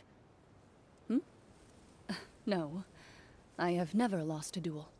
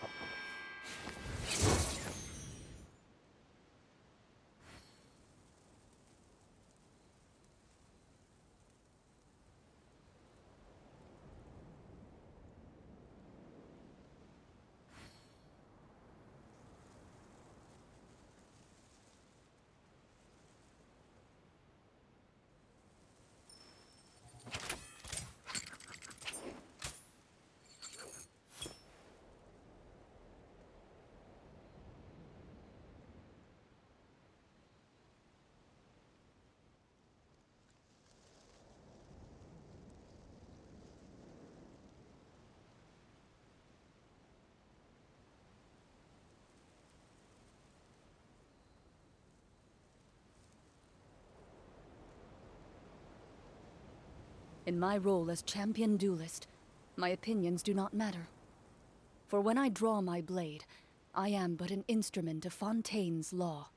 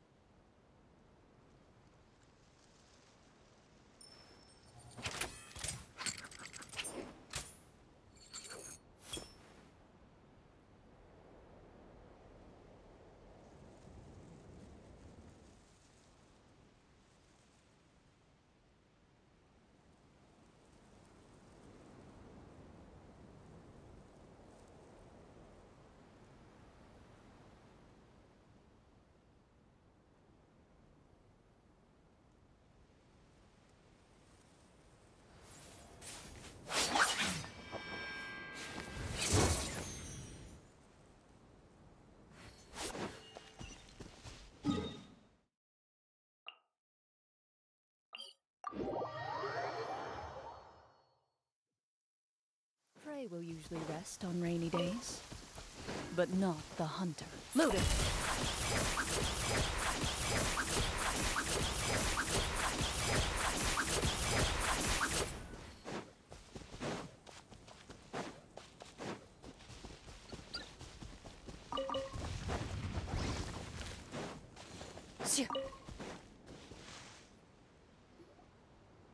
All right, this should be the house. I'm pretty sure this was the address. Okay, I'll knock.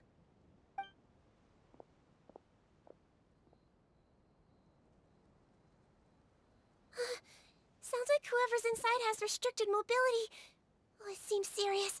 Oh, what's the fastest way to get this door open? Break the door down? No, I'll handle it. Let the expert deal with it.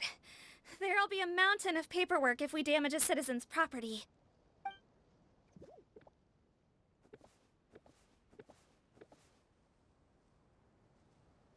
Calm down. Deep breaths. Remember your training. Control your strength. And... it's open! Seath, take a few people and lie in wait. Keep your eyes peeled for any activity around the house. The Traveler, head nurse, and I will go inside.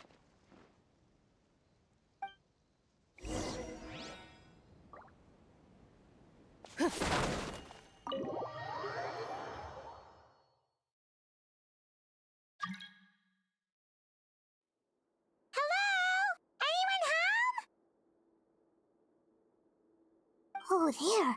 On the bed, there's an old lady. That's gotta be Rawat's mother, right? She doesn't look like she's in any state to be answering our questions, though.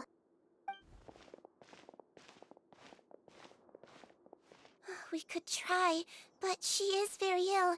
We mustn't force it. Well, doesn't look like Rawat's here.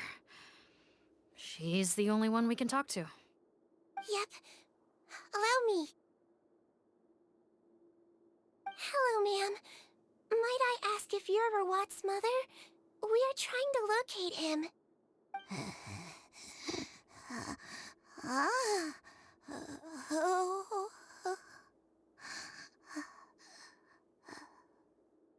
Hard of hearing, perhaps. Does anyone have a picture of Rawat? I have one here. I'd like to show you a photo, ma'am. Is this your son? Do you know where he is?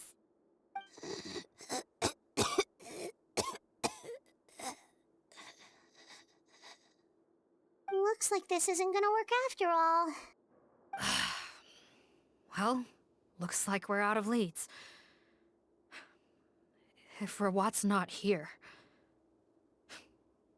things are looking very bad for him. Is it possible he could have avoided returning here because he knew he'd be in danger?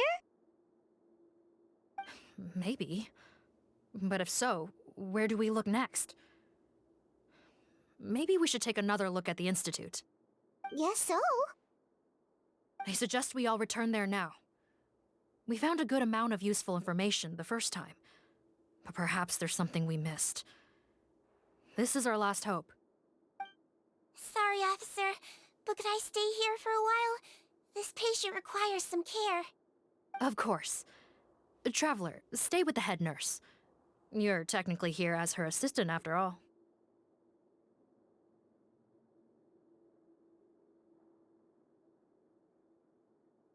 Also, I'd like some Marechaussee members to stay as well, and keep an eye on the area. Why's that? If Rawat knows how serious his mother's condition is, he will return. Got it. Okay. I'll tell the squad members in hiding to stay put and keep a lookout. Thanks for helping me out yet again, Traveler and Paimon. No problem. But when you say her condition is serious, do you mean... Yes. She's barely clinging on to life. Oh. Let me take care of a few things first. Could you pass me the towel over there? Yeah, of course.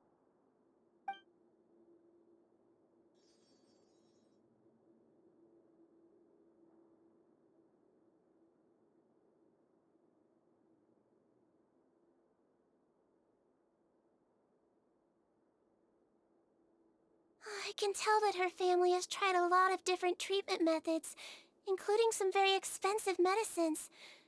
Unfortunately, her condition is so multifaceted that a recovery looks all but impossible. Sigewinne, my mom bets being a nurse must be pretty tough at times like this. Yes, it makes me a little sad. In Melizine's eyes, a human's birth, aging, sickness, and death are as much a part of natural law as sunrise and sunset. But human medicine can defy that law to some extent. In that sense, it is a science of miracles. That is why I became fascinated with it in the first place. But it was only after I truly became a doctor that I realized miracles don't always happen. Even the greatest doctors cannot cure all diseases. Sigewinne. Well, don't worry about me, Paimon. A doctor's duty is not to cure all diseases, but to treat whatever ailments they can. At the very least, I can lower her fever. That way she'll suffer less, and she might even be able to see her son. Yeah. All the more reason to find Rawat as soon as possible, even if we don't catch those crooks.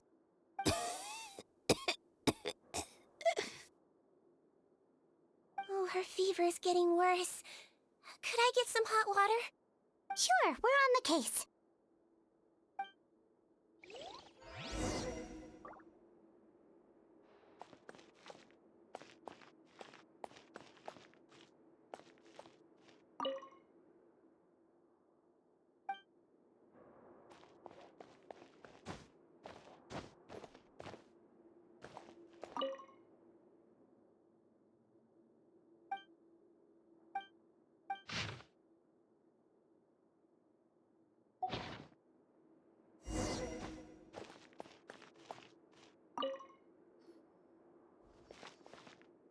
Found the hot water? Sure did. And look what else we found. Judging by this journal, it seems like Rawat has a private lab. There's a good chance he could be there right now. We gotta go tell Officer Morgan right away. Oh, that's great news. But hold on just a moment. The wet towel is ready. I'm giving you another injection. Are you feeling better now?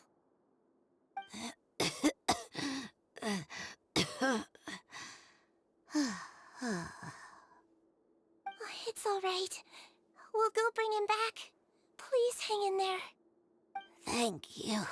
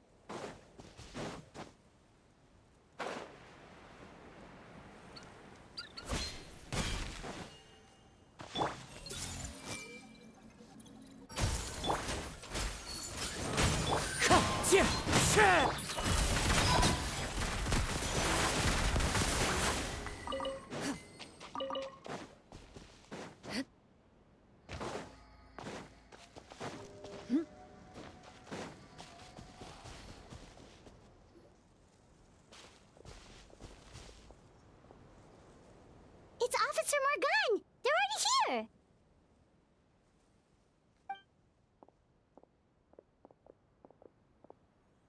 We came as soon as we heard the news.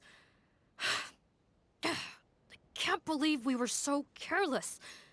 The most crucial information of all was hiding right there, in that room. And we missed it. Don't blame yourself. Right now, we need to focus on finding a way in. There's a mechanical door over here!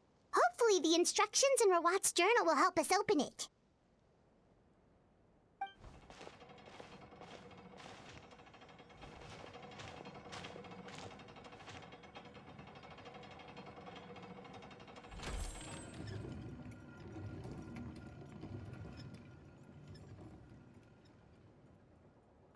It's open. Let's go in.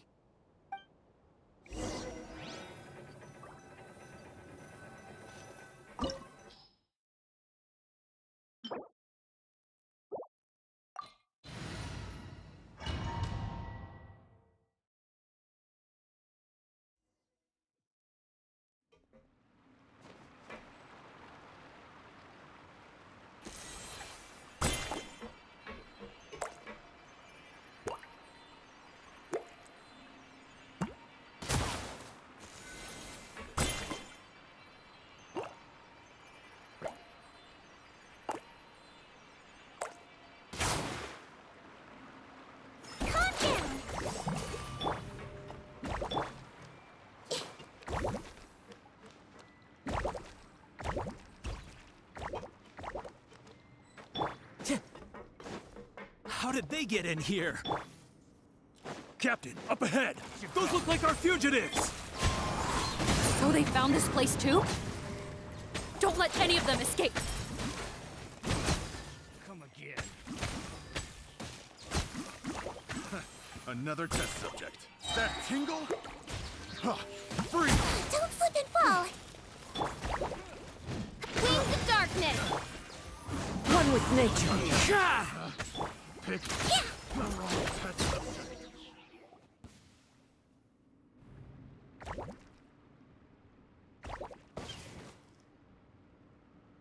Captain, according to our list, many of the fugitives aren't accounted for. There may be others hiding deeper inside the facility. Ah, so these guys were just the lookout crew.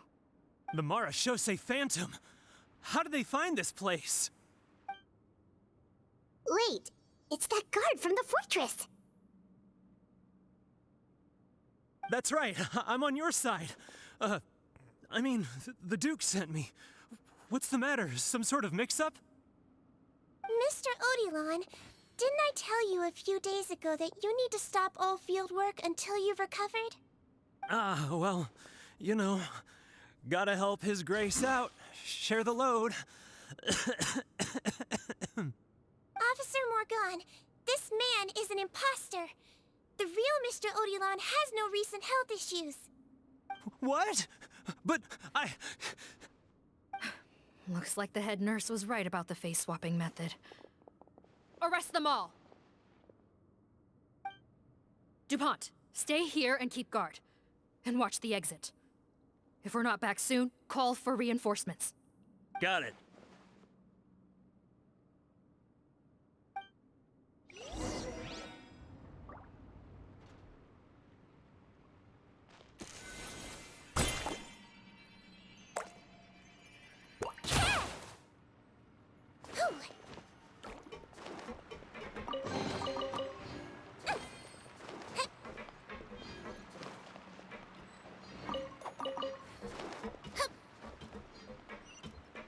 Don't slip and fall.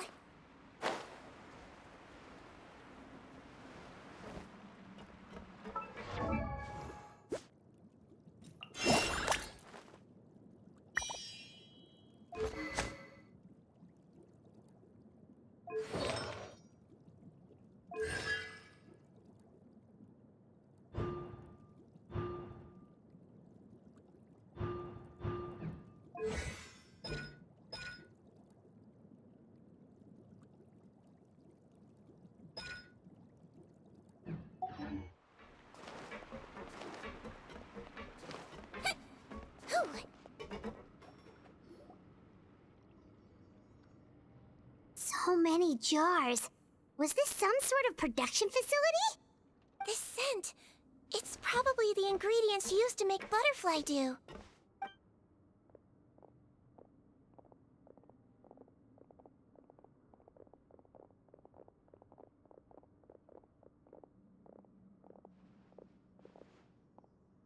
How come they're all empty? Did it sell so well that he ran out of supplies? How strange. Why would Rawat choose to manufacture a popular product like that in such a difficult-to-reach location?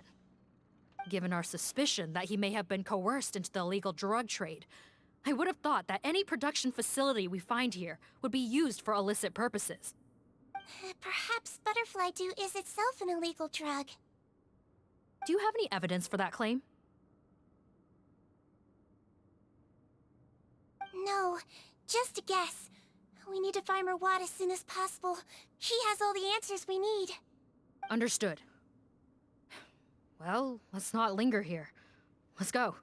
Come on.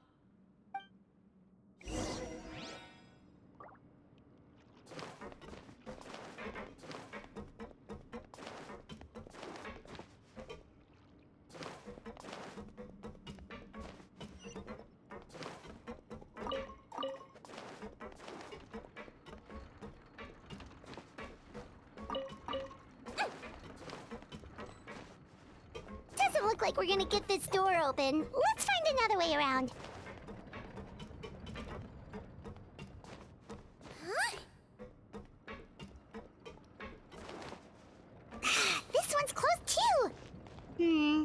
What's with those carts and tracks? Oh, maybe it's one of those doors that opens when it senses cargo passing through.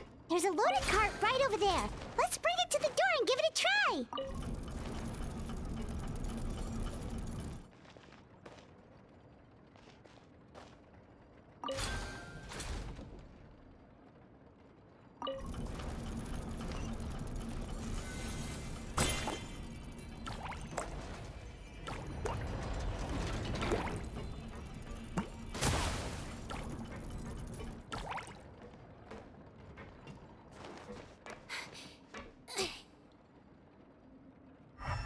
Don't slip and fall.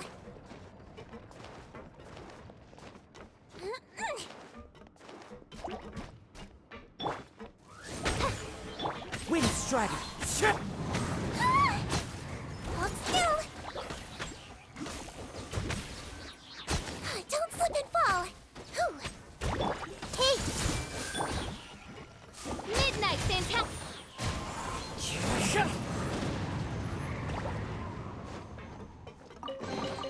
Time to go.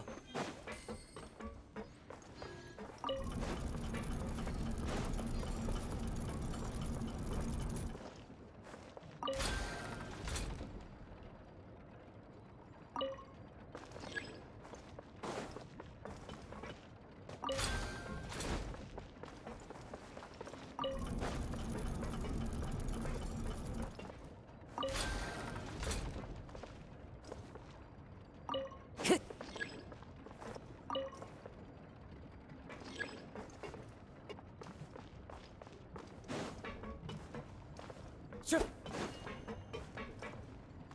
Time to go.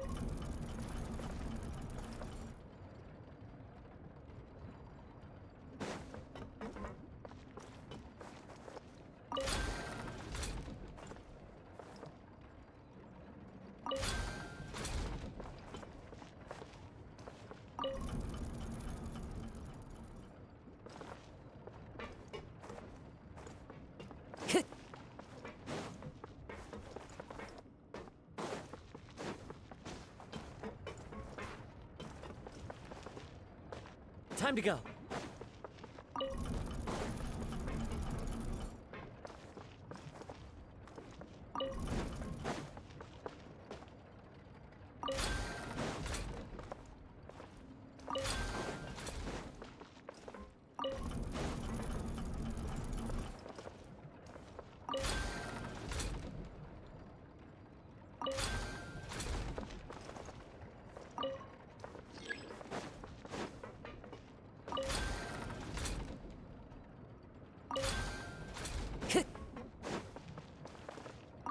Time to go.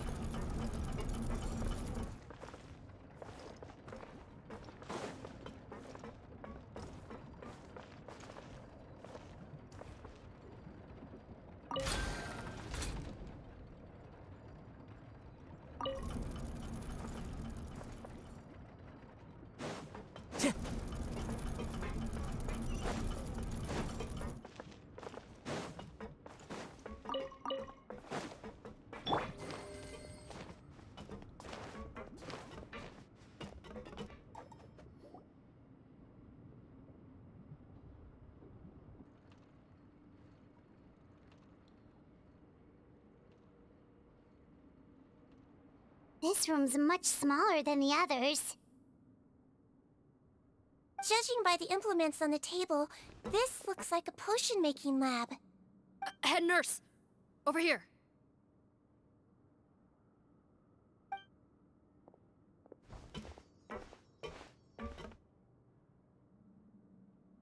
see. Huh? Rawat's clothes? Why would he change here? Perhaps they stripped him down, left the clothes behind, and disposed of him somewhere else? Yikes, Sigewinne, where did that come from? Oh, what a tragic way to go. Especially with such a bright future ahead of him.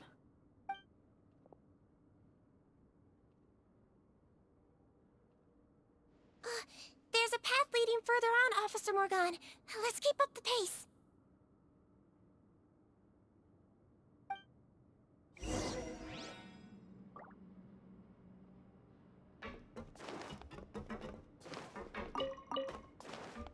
Don't slip and fall.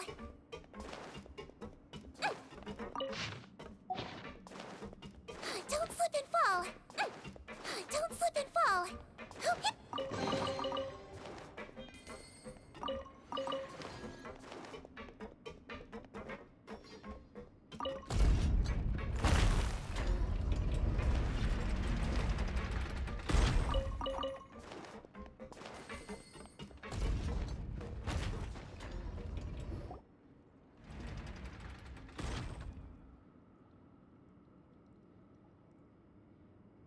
Shh! There's a whole bunch of people in there!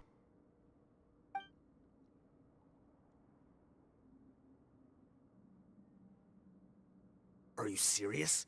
You're telling us that within a day, our faces are going to rot like yours? Fontanian physiology changed dramatically after that great flood, and it's not as compatible with this face-changing solution as before. The side effects are as you can see. Why didn't you say anything before we all used it? Look, my plan got you all out of prison, didn't it? You'd have much bigger problems to worry about right now if the Marshal Say Phantom found out about your other crimes. Consider an ugly mug getting off lightly. Ugh. You're just lucky we didn't leave you in there after you disappeared on us with no warning. We only let it slide because we're former partners. And now you have the gall to pull a stunt like this? Partners? Make no mistake, each of us is only looking out for himself. If you place too much trust in others, well, I'm afraid that's your problem. You hid things from me too. Remember how you each had a spare potion? You kept quiet about it until we planned the prison break? Oh, and you didn't have a secret spare? Then do you want to explain how you melted your face off before all this? Guys, that's enough. Calm down. It is what it is. Arguing won't change anything. What's the plan, Parton? I'm assuming you brought us here for a reason? There is no plan. We followed him here on the promise of more juice, but it turns out there ain't a drop here. Besides, what does it matter now anyway? He already said, even if we did get our hands on more of that stuff, switching faces again solves nothing. They're still gonna melt off eventually. I said enough arguing! Parton, tell us the plan. The most practical solution is to continue using the potion. Keep switching to a new face before the ulcers can start forming. Are you kidding me? This stuff was hard enough to get a hold of even when we had a supply. Now you're asking us to use it like skin lotion, after the flood all but wiped the supply out? Well, there is another option. But you'll have to make a deal with me first. Okay, now we're talking. What's the deal? I have a document I took from that researcher that details how to make a replacement. Just give me one bottle of the undiluted fluid, and I'll get to work. What's the problem? I thought you always kept reserves. Or do you really just have one spare bottle each? What do you think? That we were shipping them into the fortress of Meripede by the basket load? Well then, say hello to never showing your marred faces in public again. Ugh, I've heard enough! Get him! Let's see if that document even exists! Freeze! Marshal Say Phantom! What? Who let them in? Officer Morgan, before anything else, please find out Rawat's status. What? I don't see him. Hand over the hostage now, if you want any chance of avoiding an extension to your sentences. Spare us your condescending attempts to coax us back to our cells. You think we're looking to negotiate? Rawat is dead. Parton? Arrest them all! Don't let anyone get away!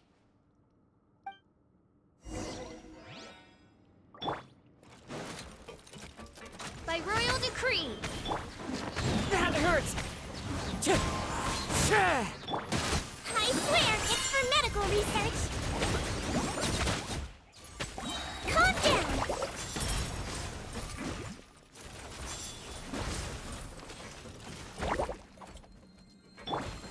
Shadow Raven. Wind Strider! Don't be nervous. Just relax. That wasn't very nice. Let's see. Oz, reveal thyself.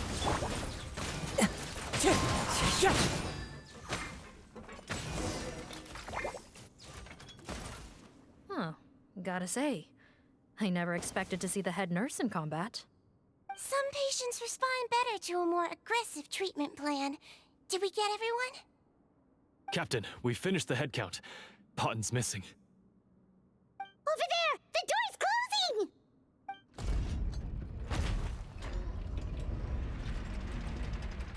closing!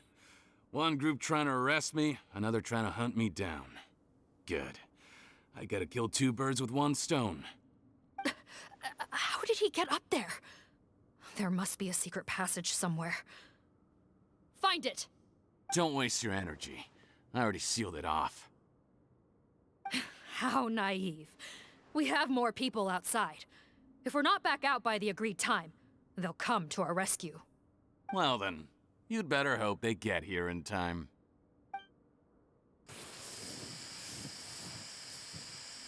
There's some kind of gas leaking from the pipes. Be careful, it's poisonous. This is our distribution center, where we store the product derived from our source solution. We had to use special fire prevention methods to prevent contamination. The pipe network here was designed to emit a gas for firefighting. One little modification later, and it makes an efficient death trap. Why would you do this? Your partners are here too.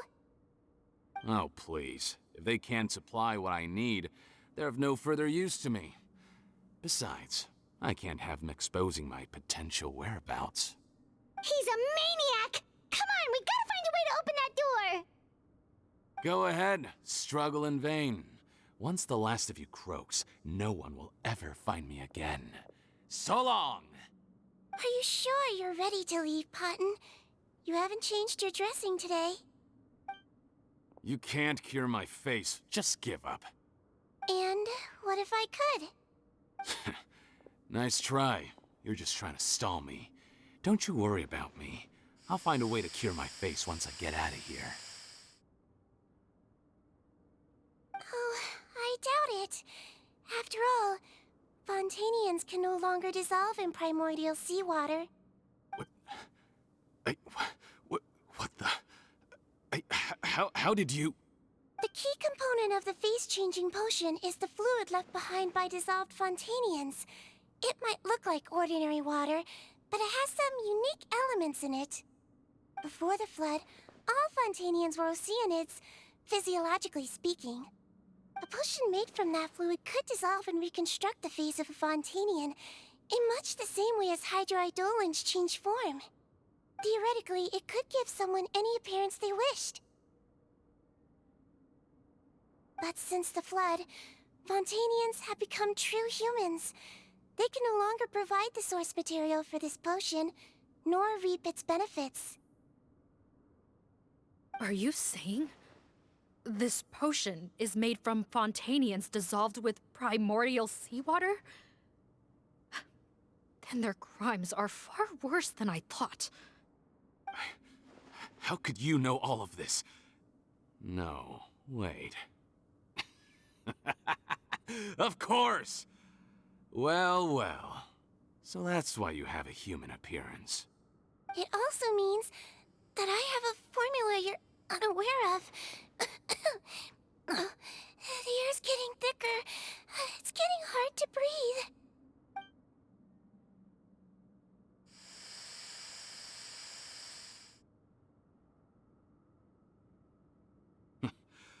I might get to make a deal today after all.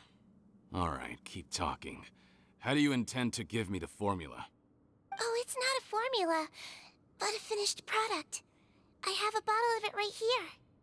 What? When I tried Rawat's skincare product, I noticed it had a certain special component in it. So I had my friends gather some other ingredients for me, and sure enough, a little experimenting later, I'd produced the potion. I'm guessing his skincare lotion contains the fruits of your joint research? Huh. Impressive guesswork. Yeah, we were his supplier for some of the raw ingredients. But it only contains a tiny amount of the active ingredient. The effect is minuscule compared to the undiluted fluid. Well, I found a way to reverse the dilution process, giving the skincare lotion a similar effect to the fluid it is derived from. That's impossible. If I tell you some of the ingredients, I think you can figure it out. First, you need to combine tainted hydrophantasm tissue with transoceanic pearls at a ratio of around 3 to 7. Tainted hydrophantasms and transoceanic pearls. I see. Can't believe I never thought of that. So, can we make a deal? Sounds good to me. There's a delivery pipeline beneath this window. Drop the potion in, and I'll release you all. Nope, not trusting you that easily. You're like those naughty kids who try to hide their illness. Open the sluice gate first, then I'll hand you the potion. Even if you're not bluffing, your potion won't cure my face permanently. You really think you have any leverage here? I'm not closing the valve this time. Clock's ticking. Fine, then I'll just stand here with the potion in my hand. And when I faint from the poison, I'll drop it and it'll be destroyed. No.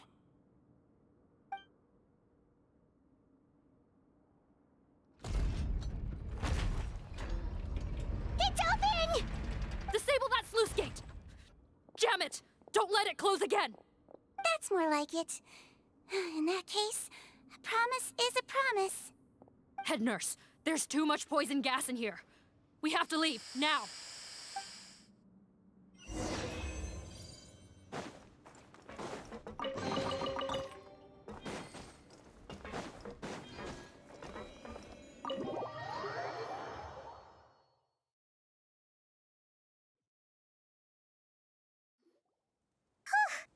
That was too close. That button is a real nasty piece of work. Oh, don't be too quick to sit down. Moving around a little will help relieve the soreness. Same goes for you, Traveler. Oh, but Paimon, you should be fine, right? Flying fast is pretty tiring too, actually. Anyway, that's not important right now. Paimon's still shocked to learn that there's a whole criminal operation going on behind that skincare lotion. Shame I ended up giving the improved version to Potten after finally making it for you. I'll make you some more, I promise. No, please don't. Paimon doesn't want to use that stuff anymore. Still, it was a pretty good job that Paimon wanted to buy some in the first place, huh? It ended up saving everyone's lives. That's gotta count for something. Yeah, Paimon was just kidding. Head nurse, I've done a final head count of our team and the criminals. Everyone's here and doing fine. We're ready to escort the fugitives back to the fortress of Meripede. It's a shame that we didn't find Rawat. At this point, I'm afraid he's probably deceased. What a horrible bunch. Especially that Potten guy. If he hadn't made good on that deal, we'd all be dead because of him. No, we wouldn't. I always keep a whole bunch of antidotes on me for emergencies.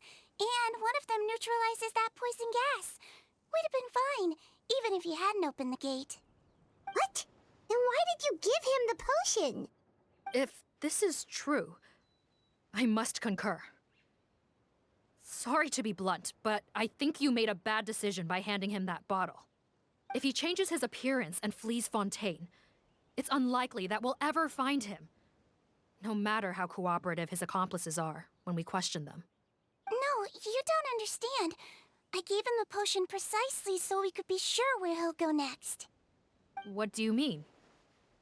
We gotta hurry. She won't last much longer.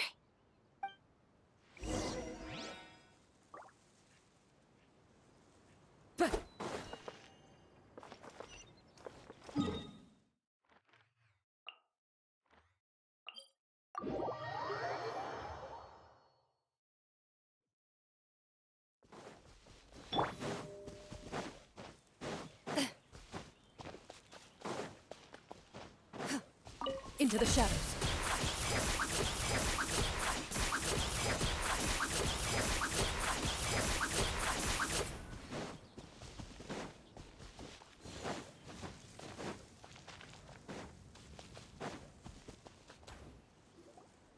Don't move a muscle. I might be short, but I pack a mean punch. Captain, you're just in time. While I was lying in wait, I spotted this crook snooping around, trying to find a way in. So I detained him. Oh, his face. Are you... Potton? So this is where you were heading, huh? What? This is how Potton looked before his face was marred. His current appearance matches the mugshot on his arrest warrant. I see. Wait, so what's going on? Wasn't the whole point of the potion to disguise himself and escape Fontaine? Why would he change back to his original face and run right into our trap? Enough of this nonsense. Let me in. You better pipe down. There's an old lady in there who's very sick. No way are we letting a crook like you inside. To heck with it. Listen to me. I'm Rawat. That's my mother in there. He's gotta be lying, right? Rawat was a victim in all this. He was forced into it against his will. How could he and this monster be the same person? Forced against his will?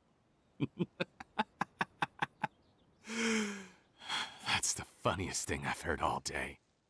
Back when I was being coerced, everyone thought I was colluding of my own free will. And then when I actually became a criminal in my own right, you all suddenly thought I must be under duress.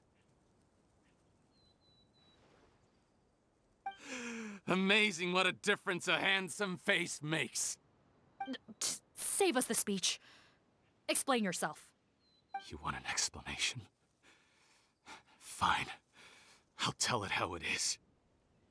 When I was just Potton, the whole world treated me with contempt. Ew. What do you want? Get away from me. Women despise me. Collaborate? You don't look like much of a researcher to me. My peers scorned me. Mr. Potton, was it? I'm most interested in your research. Consider my offer carefully. I doubt you'll find other investment opportunities. Only villains would work with me. You want out of the game? Forget about it. Turns out, I slipped up a little. Left your picture with some Marechaussee Phantom officers. Easy mistake to make. Now they've listed you as an accomplice and drawn up an arrest warrant. So I suggest you put any thoughts of running away to rest. If you get caught by the guards for being in the synth business, you ain't ever seeing the light of day again. There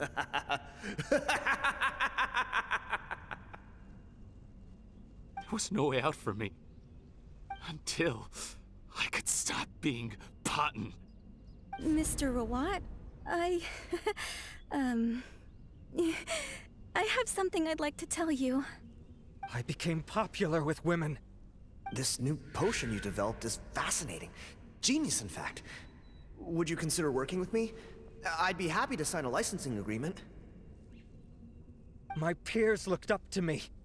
Okay, I'm very interested in your research, sir. You must no doubt have offers from countless investors. So far be it from me to ask for a full collaboration, per se. I merely wanted to express my interest. No pressure at all, naturally. And the villains even began to fear me.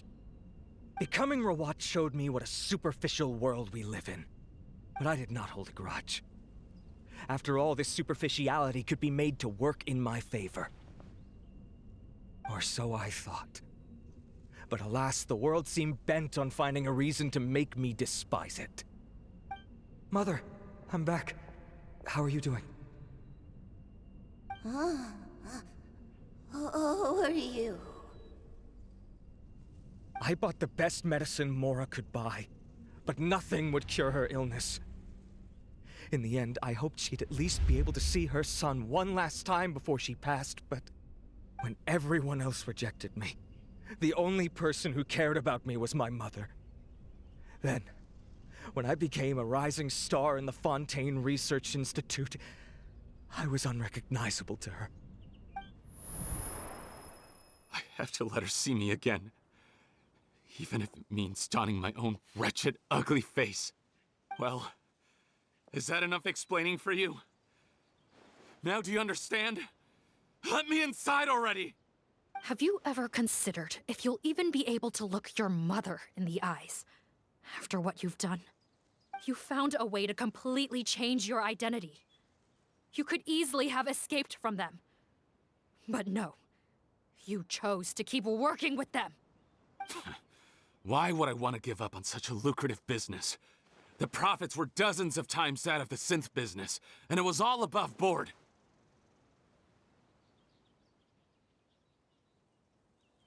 So you kept being a villain just for the money? Villain? By what standard? Is doing evil deeds really what makes someone a villain in your eyes? Or does it all come down to the way they look? None of you saw a villain when I was wearing my other face, did you? You have no right to judge me! You're all just fake people living in a hypocritical world! I regret nothing! My mother would understand! You're a villain to the core! But especially that tongue! Honestly, I don't see a villain when I look at your current face either. Don't humor me. You don't seem surprised by my confession in the least. How long have you known the truth? I didn't know anything for sure until you chose to take that potion bottle and spare our lives. But if you're asking when I started suspecting you, it was the first time you came to see me at the infirmary. I had to confirm my suspicions. That's why I chose to join this investigation. Are you kidding me? A young, promising researcher and a wretched criminal? What on earth gave you the idea that they could be one and the same person? Well, there were no visual clues. This potion's face-changing effects are very powerful. Even as a Melazine, I couldn't see through the disguise. But I believe I understand humanity a little better than most of my kind. Humans have certain fundamental qualities that do not change with their appearance. Fundamental qualities, huh? So you think you're the one who's seen through me, do you? Most people probably don't know this, but I think I can guess what your deal is. Melazine constitutions are very close to that of water, so it stands to reason that the potion should work on them too. You used it yourself, didn't you? That's why you have a human appearance. Sigewinne? Yes, you're right.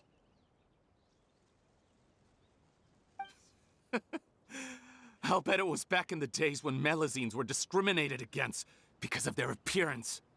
It was either carry on living in the gutters as part of an alien race cast out by humanity, or become the head nurse of the Fortress of Meripede, revered by all. Not a hard choice to make. It's a no-brainer.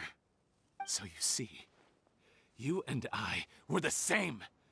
And I'm the one who saw through you! That's not important right now. You came here to see your mother, didn't you? Well, I can grant you your wish. Huh? Head nurse, I'm not sure that's a good idea in his current state. Don't worry. Back in the warehouse when I traded the potion for our lives, I was doing it to test him. He was willing to risk sacrificing his only chance of escaping capture by opening the gate in exchange for the potion. Also, he could see his mother again. If nothing else, his concern for his mother is genuine. I see.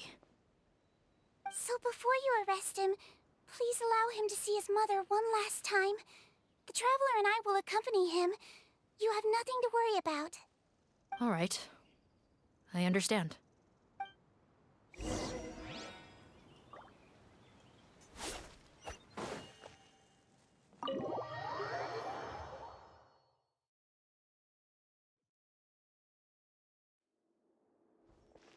Mom?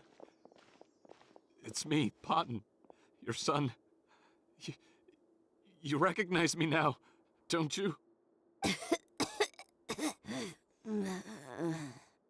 Mom, what's wrong?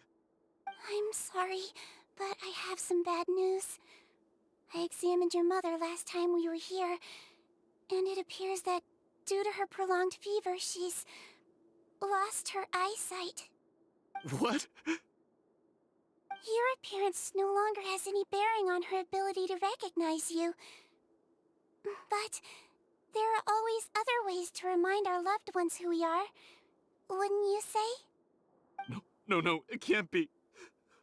Please, Mom, open your eyes. It's me, your son, Potton. If you really can't see my face, then here, take my hand. Tell me you feel your son's hand. I've done so much to get to this point. Please, you have to recognize me. No.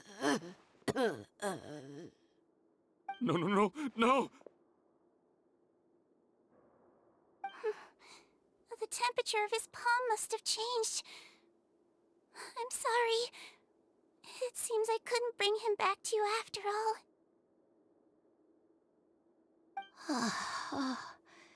It's you.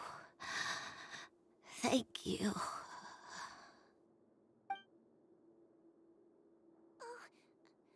course. Mom, why will you answer her and not me? Why? No more questions, Potton. She's gone. Mom?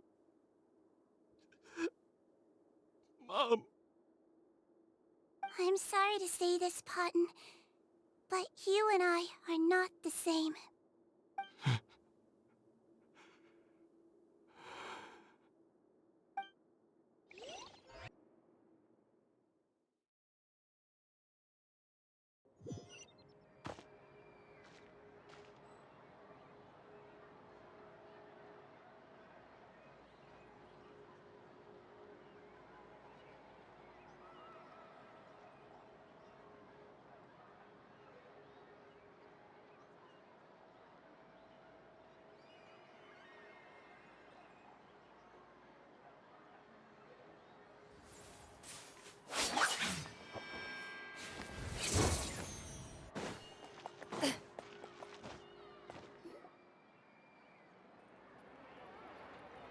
The wait is over, everyone!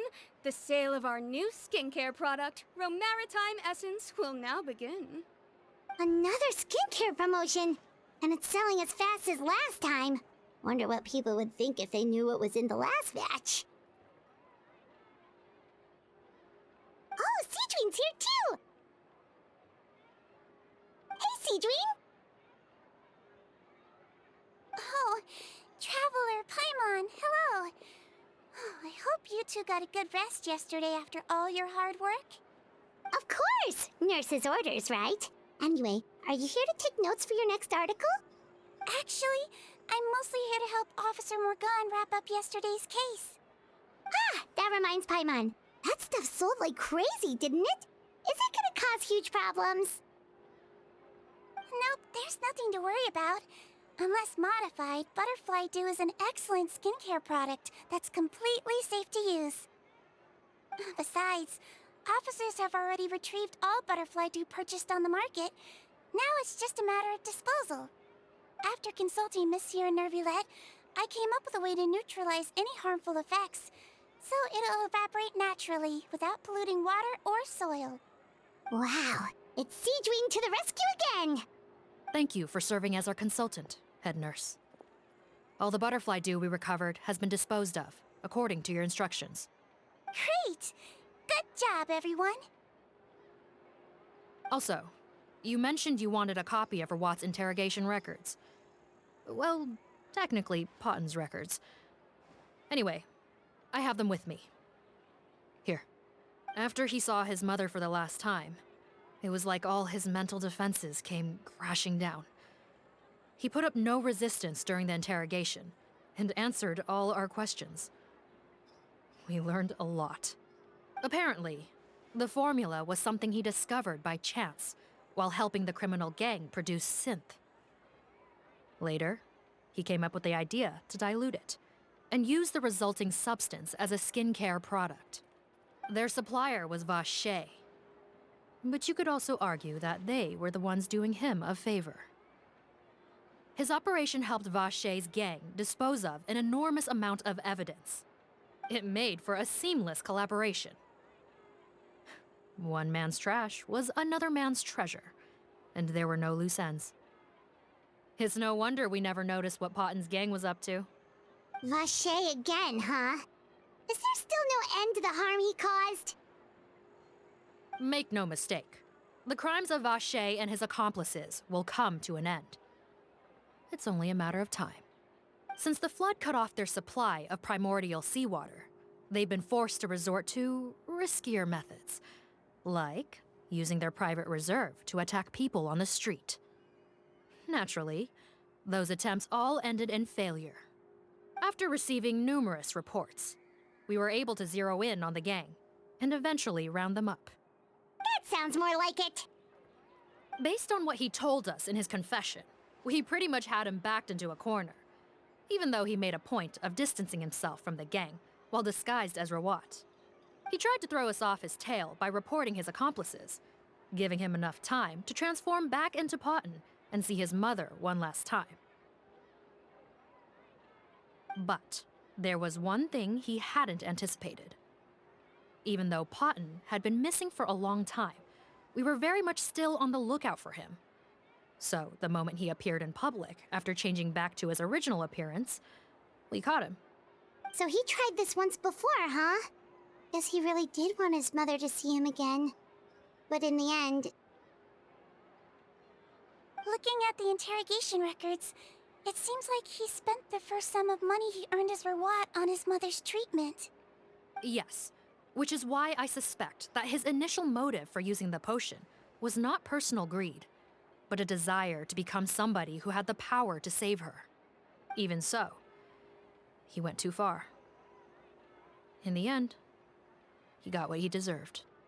I understand. Thank you for bringing me these records. Why did you want them anyway? Potten was one of my patients, so I need to put together a medical file for him. My teacher always stressed that a person's life experiences are just as important to their file as their medical history. Why are you still treating him like your patient? Isn't he kind of beyond redemption now? That may be true, but a patient is a patient, regardless of the choices that bring them to my care. One last thing, head nurse. Please keep everything you know about this potion a secret. It would be for the best if most of Fontaine knows nothing of its existence.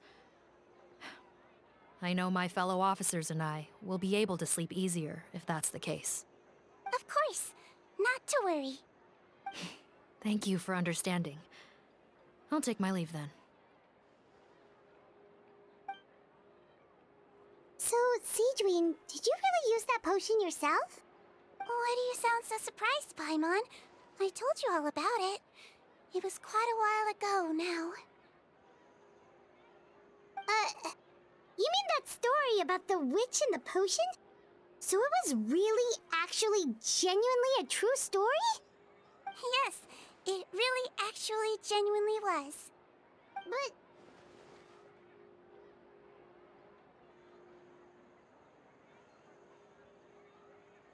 I know. There are some secrets I can't tell anyone about. But considering everything we've been through together, I know I can trust you with them. Before I tell you, though, could you follow me somewhere? I want to pay my respects to an old friend. Of course!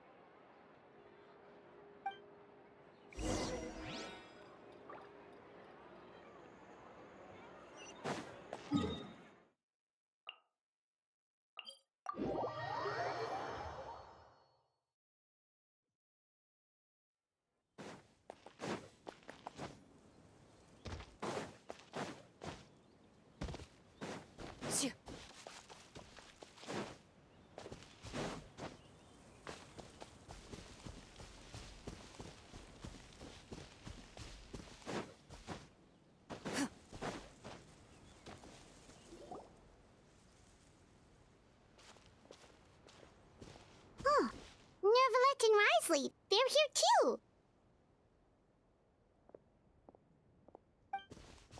Good to see you, traveler. Paimon. I trust all has been going well for you? Big news, everyone. The Udex is out of his office on important business. Hmm? Is that genuinely something people would consider big news? Why wouldn't they? Important business is a big deal. Ah, yes, you're quite right. When someone you care about requires emotional support, being there for them at the right time and place is of the utmost importance. After reading the Maréchal Phantom's reports, I had a feeling a trip here might be in order. Take note.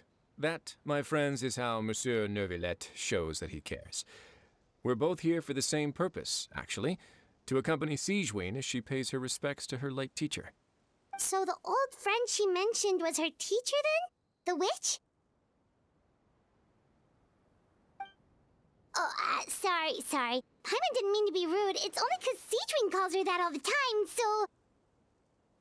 I doubt she considers that title to be offensive, Paimon. Don't worry. Indeed. In fact, I believe Sigewinne would take it as a sign of affection. She has spoken of this doctor on many occasions, and it sounds like she was a truly generous individual. In those days, many people harbored prejudices against Melusines. She was the only teacher willing to take Sigewinne on as a student. Wow. It's really nice of you two to be here for Sigewinne. Guess you guys really look out for your younger colleagues, huh? Younger colleague? Well, that might be true for the Udex, but I'm not sure I can say the same.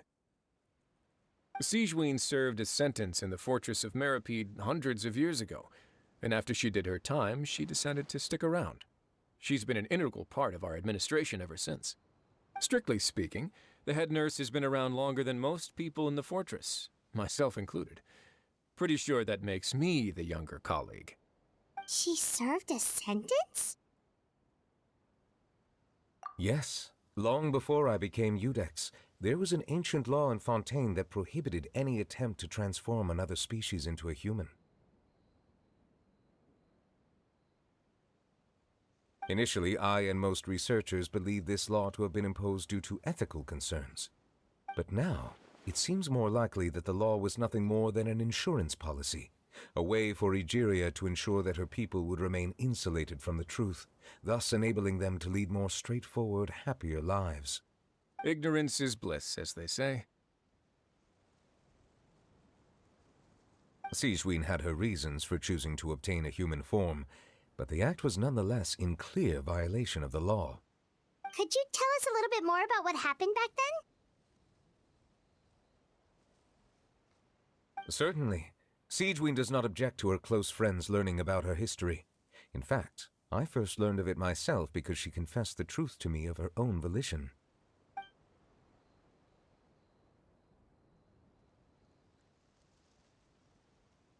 Even with their daughter so ill, they kicked you out? Stubborn as always. And prejudice isn't a disease I can cure either.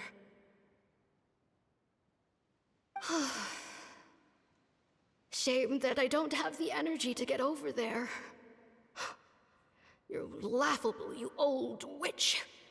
You want to save everyone in Fontaine, but you can't even save the patient before you. Master, what are you... I discovered a strange disease, one I suspect that every Fontainian suffers from. But without witnesses or proof, no one will believe me. I had no choice but to experiment on myself to find a cure, but I hit a wall.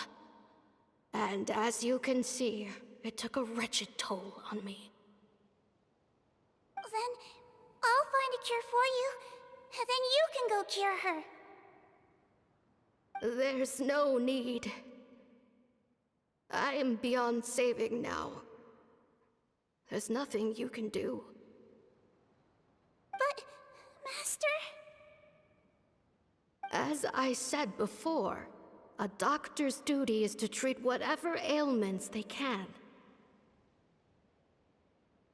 I know. But they don't trust me at all.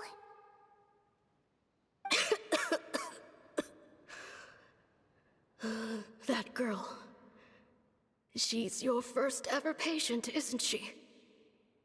Tell me, what cost are you willing to bear to see her cured? I'll do whatever it takes.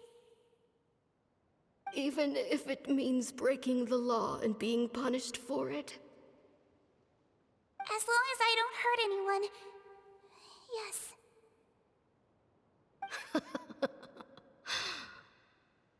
Spoken like a true student of mine. Then I shall make one more final gamble. And see my experiment through to its end. Leave me for now, and come back in 2 hours. If I am able to work this miracle, then I will have found a way to save all Fontanians, and I shall be able to help you treat that girl. If not, then it means there is one more disease in this world that I cannot treat. In that case, do not come looking for me. I will leave you a parting gift. An accidental discovery happened upon through my study of this strange disease. It has little use, but it will at least help you cure this one patient you can reach.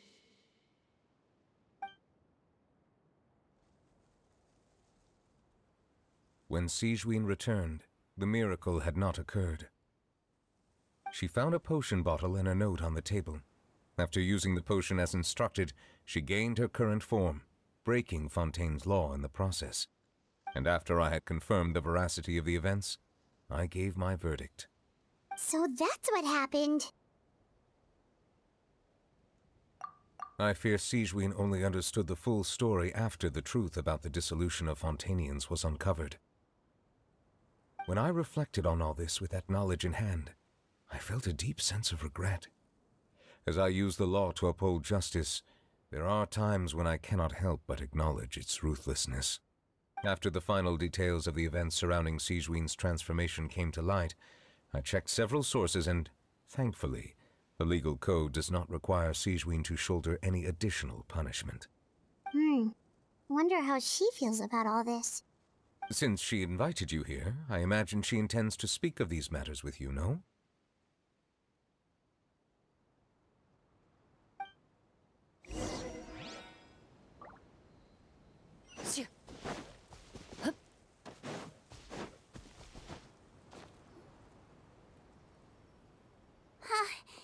You're here. The old friend I mentioned was my teacher. When she passed, her body was nowhere to be found. All that's left of her is an empty tomb. And even that's deep underwater now. Sigewinne, the witch who gave you the magic potion, she was your teacher, wasn't she? Sounds like Monsieur Neuvillette filled you in. After learning the truth, it must have been hard to process, huh? Well, to be honest, after I realized what really happened that night, my first thought was that it kind of made sense. It seemed exactly like the sort of thing she would do. But she was planning to sacrifice herself and never told you. That's just who she was. If lying is what it took to get a kid to take their medicine, then that's what she'd do.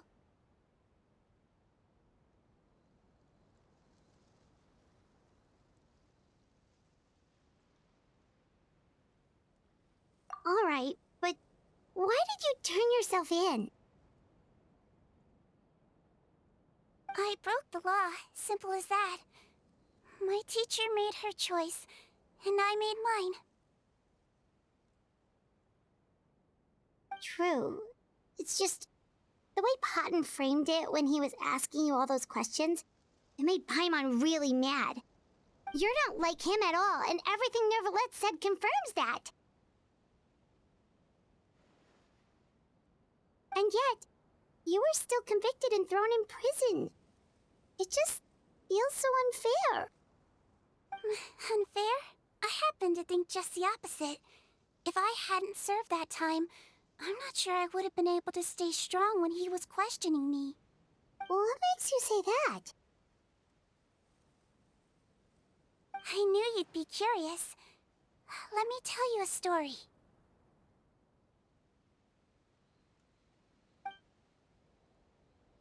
The verdict came down. This Melazine is guilty. Deudex defended the authority of Fontaine law, but he did not confiscate the Melazine's medical kit. And so, the Fortress of Meripede gained a new little doctor. She still wore her hood and raincoat, even though it never rained in the fortress. Perhaps thanks to her human appearance, no one refused her treatment. She treated more and more patients, and her sentence grew ever shorter. Finally, the people of the fortress could not live without her, and though her sentence ended, she did not leave them either. Then one day, she received an invitation from the outside world. The location seemed familiar, and when she arrived, an old lady was waiting for her. She saw right through the Melazine's disguise, but didn't reveal it. Instead, she asked a question. Tell me, why do you think you gained the respect of so many people, despite being a Melazine? Because I look like a human? It's been 50 years, Sigewinne, and you haven't aged a day. I think everyone knows you are not human. I finally found you, after all these years. I still remember, you know. It was you who saved me that night. But how? I was no longer a Melazine by then. Does it really matter if you're human or Melazine? I remember the warmth of your palm. It's quite unmistakable. And you know what? It hasn't changed one bit. You don't have to hide anymore, Sigewinne. These days, everyone wants to make friends with Melazines. And I think that it's all because of you. I'm sorry I couldn't say this until now, but thank you, Dr. Melazine. Now that's an ending Paimon can get behind. After hearing everything Potton said, I wanted to tell him that it didn't matter who he looked like on the outside. But it was too late. The warmth in his palm had already disappeared. I tried to treat him, but the roots of his problem had nothing to do with his face. I understand. Thanks, you two. I appreciate you being here for me while I talk this through. Oh, it's nothing. Our pleasure. Oh, there's one more reason I invited you here. It's about time I finally give you what I promised. In order to restore the appearances of the face-swapping victims, the Marechaussee Phantom gave me special permission to make a few bottles of that potion. And I made one extra just for you two. We don't need it though. Shouldn't we destroy it? Well, even if you chose to destroy it, I still thought I should give it to you first. You two did so much for me. How could I break my promise? Well, fair enough, but anyway, Paimon's definitely not interested in this stuff anymore. Still, if this is the very last bottle in all of Teyvat, getting rid of it would feel like kind of a waste. Maybe we can give it a special meaning somehow. Oh, Paimon's got it! Melazine physiology wasn't affected by the Great Flood, right? So that means the potion should have a permanent effect on you. In that case, what do you say, Sigewinne? Ever thought about transforming back to the way you used to look? After all, from a Melazine point of view, Paimon bets Melazines look the cutest of all! Paimon, after everything, do you really think it matters whether I'm Melazine or a human? Well... What was Paimon thinking? You made up your mind a long time ago! Yeah, let's just destroy this thing. Leave it to me.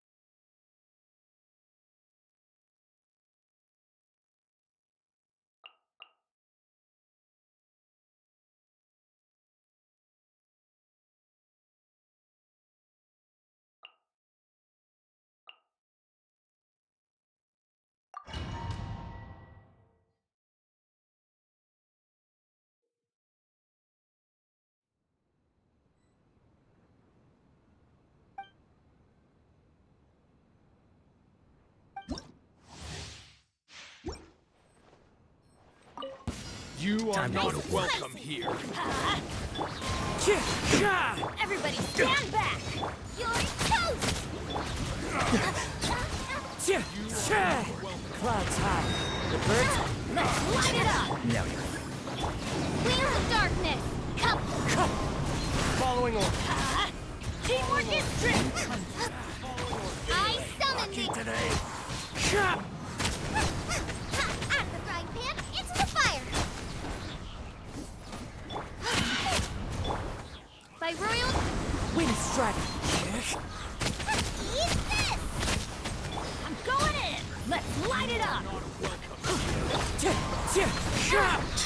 Now you're testing my patience. Get them! Fallen leaves. Adorn my night!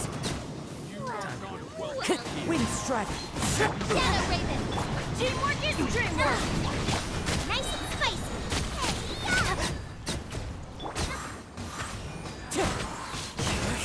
Clouds high. The birds call. Following orders. Odds reveal the... The wind knows.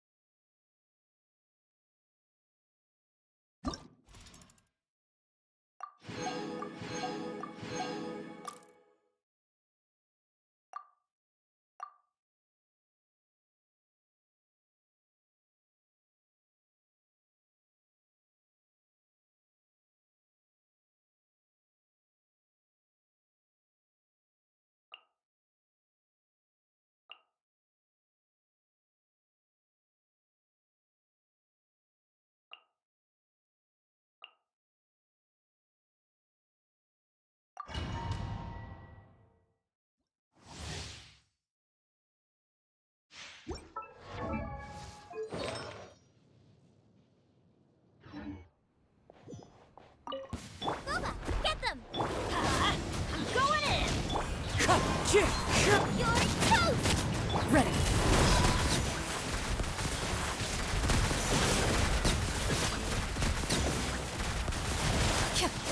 Time to testify. Everybody stand!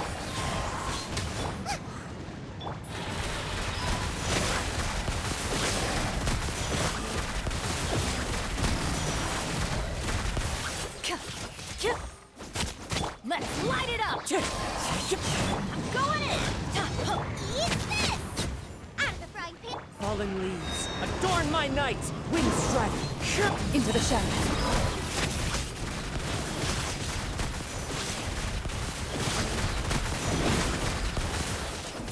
Eagle wings. Shoot on sight. Huh? Everybody stand! You're toast! Nice and spicy! As one with wind and cloud! Loaded.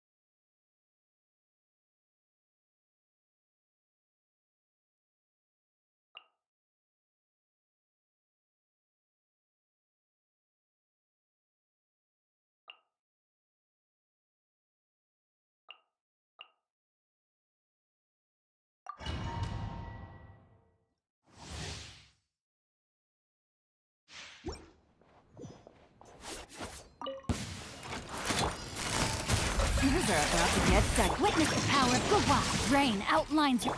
By royal decree... Into the shadows.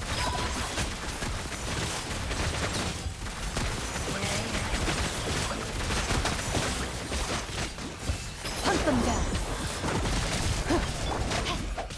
Busted. Here comes the catch.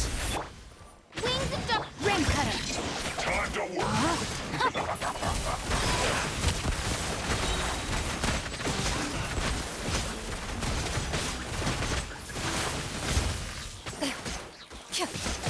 Evil look. Shoot on sight. Quietly now. You're about to get... Witness the power of Gwa. Ready.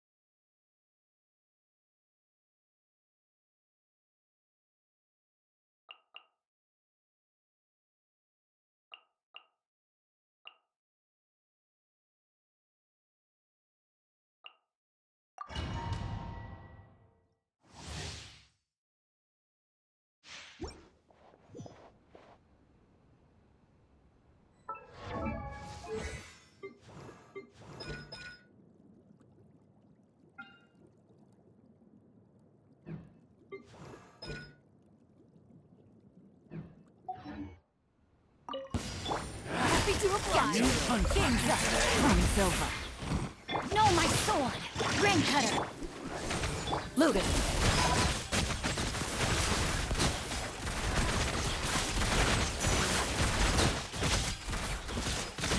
Time to testify.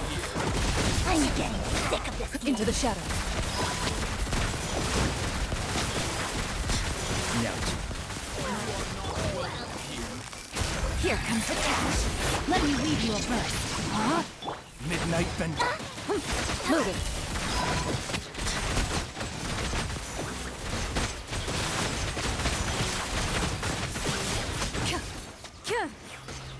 Hunt them down. Into the shadows.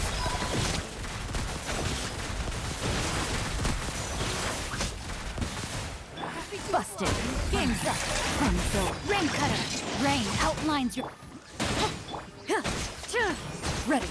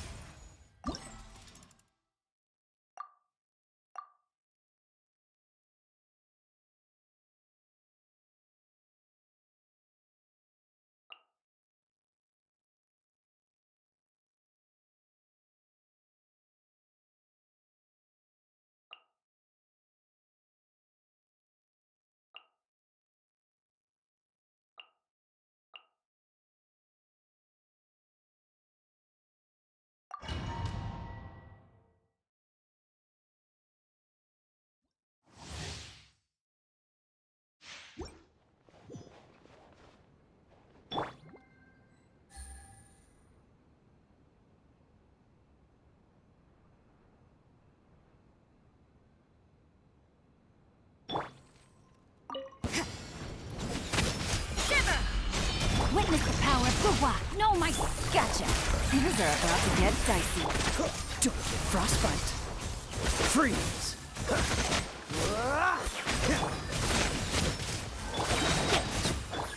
Cool it. Lights out.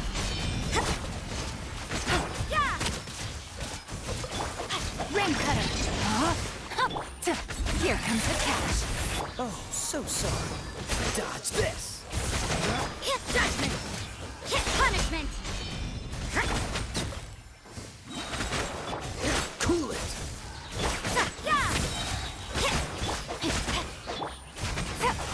Game's up.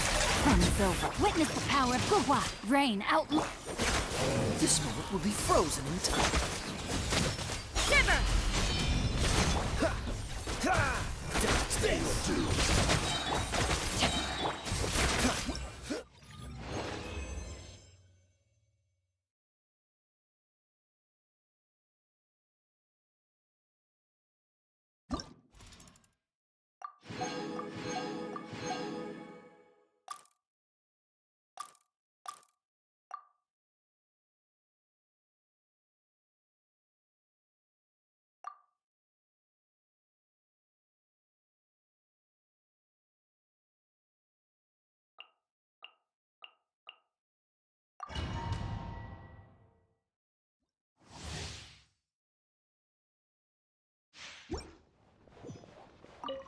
Judgment!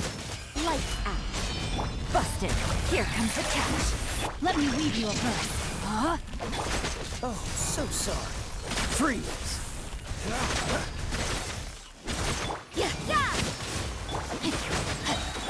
Gotcha. Shiver! Judgment! Game's up. Fun's over. Cool it. Don't get frostbite. Rain cutter. No, my sword. Dodge this. Lights out. Busted. Here comes the catch.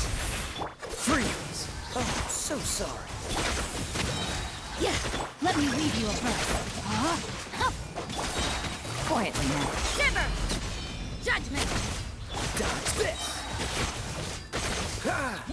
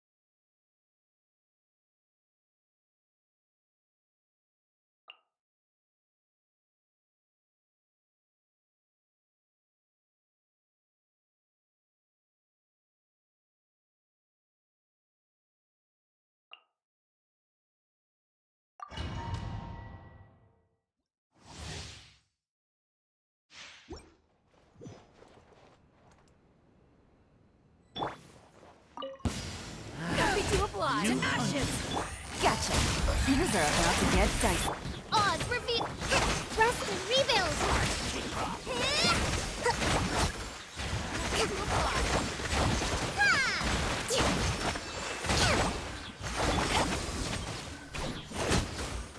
You are not Quietly now.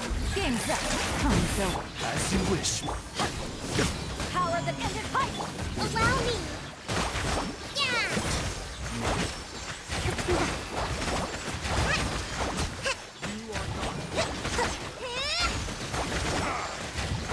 Busted. Here comes the catch. To ashes. Hold the line.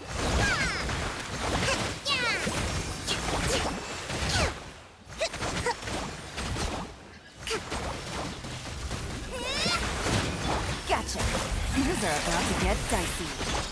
Midnight!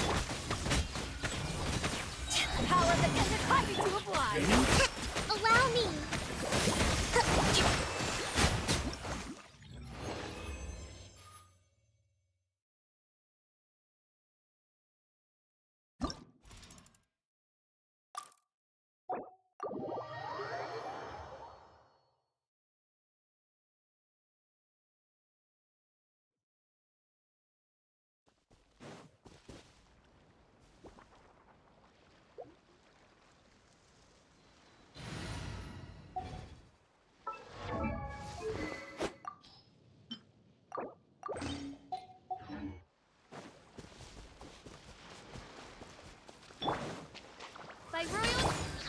Into the wind.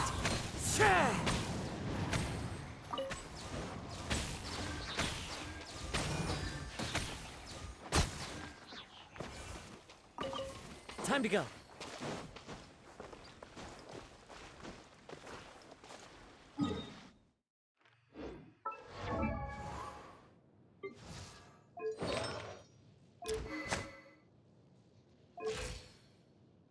I created another universe.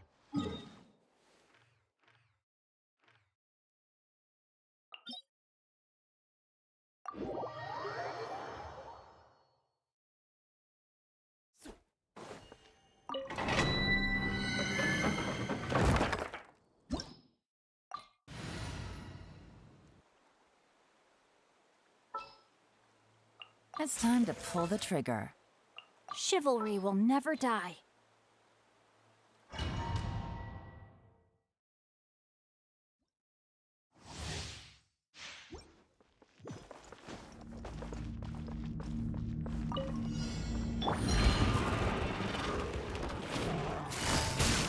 Wind strike.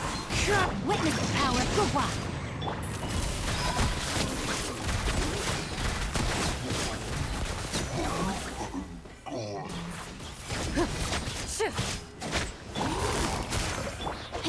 Time to act. Here comes the catch.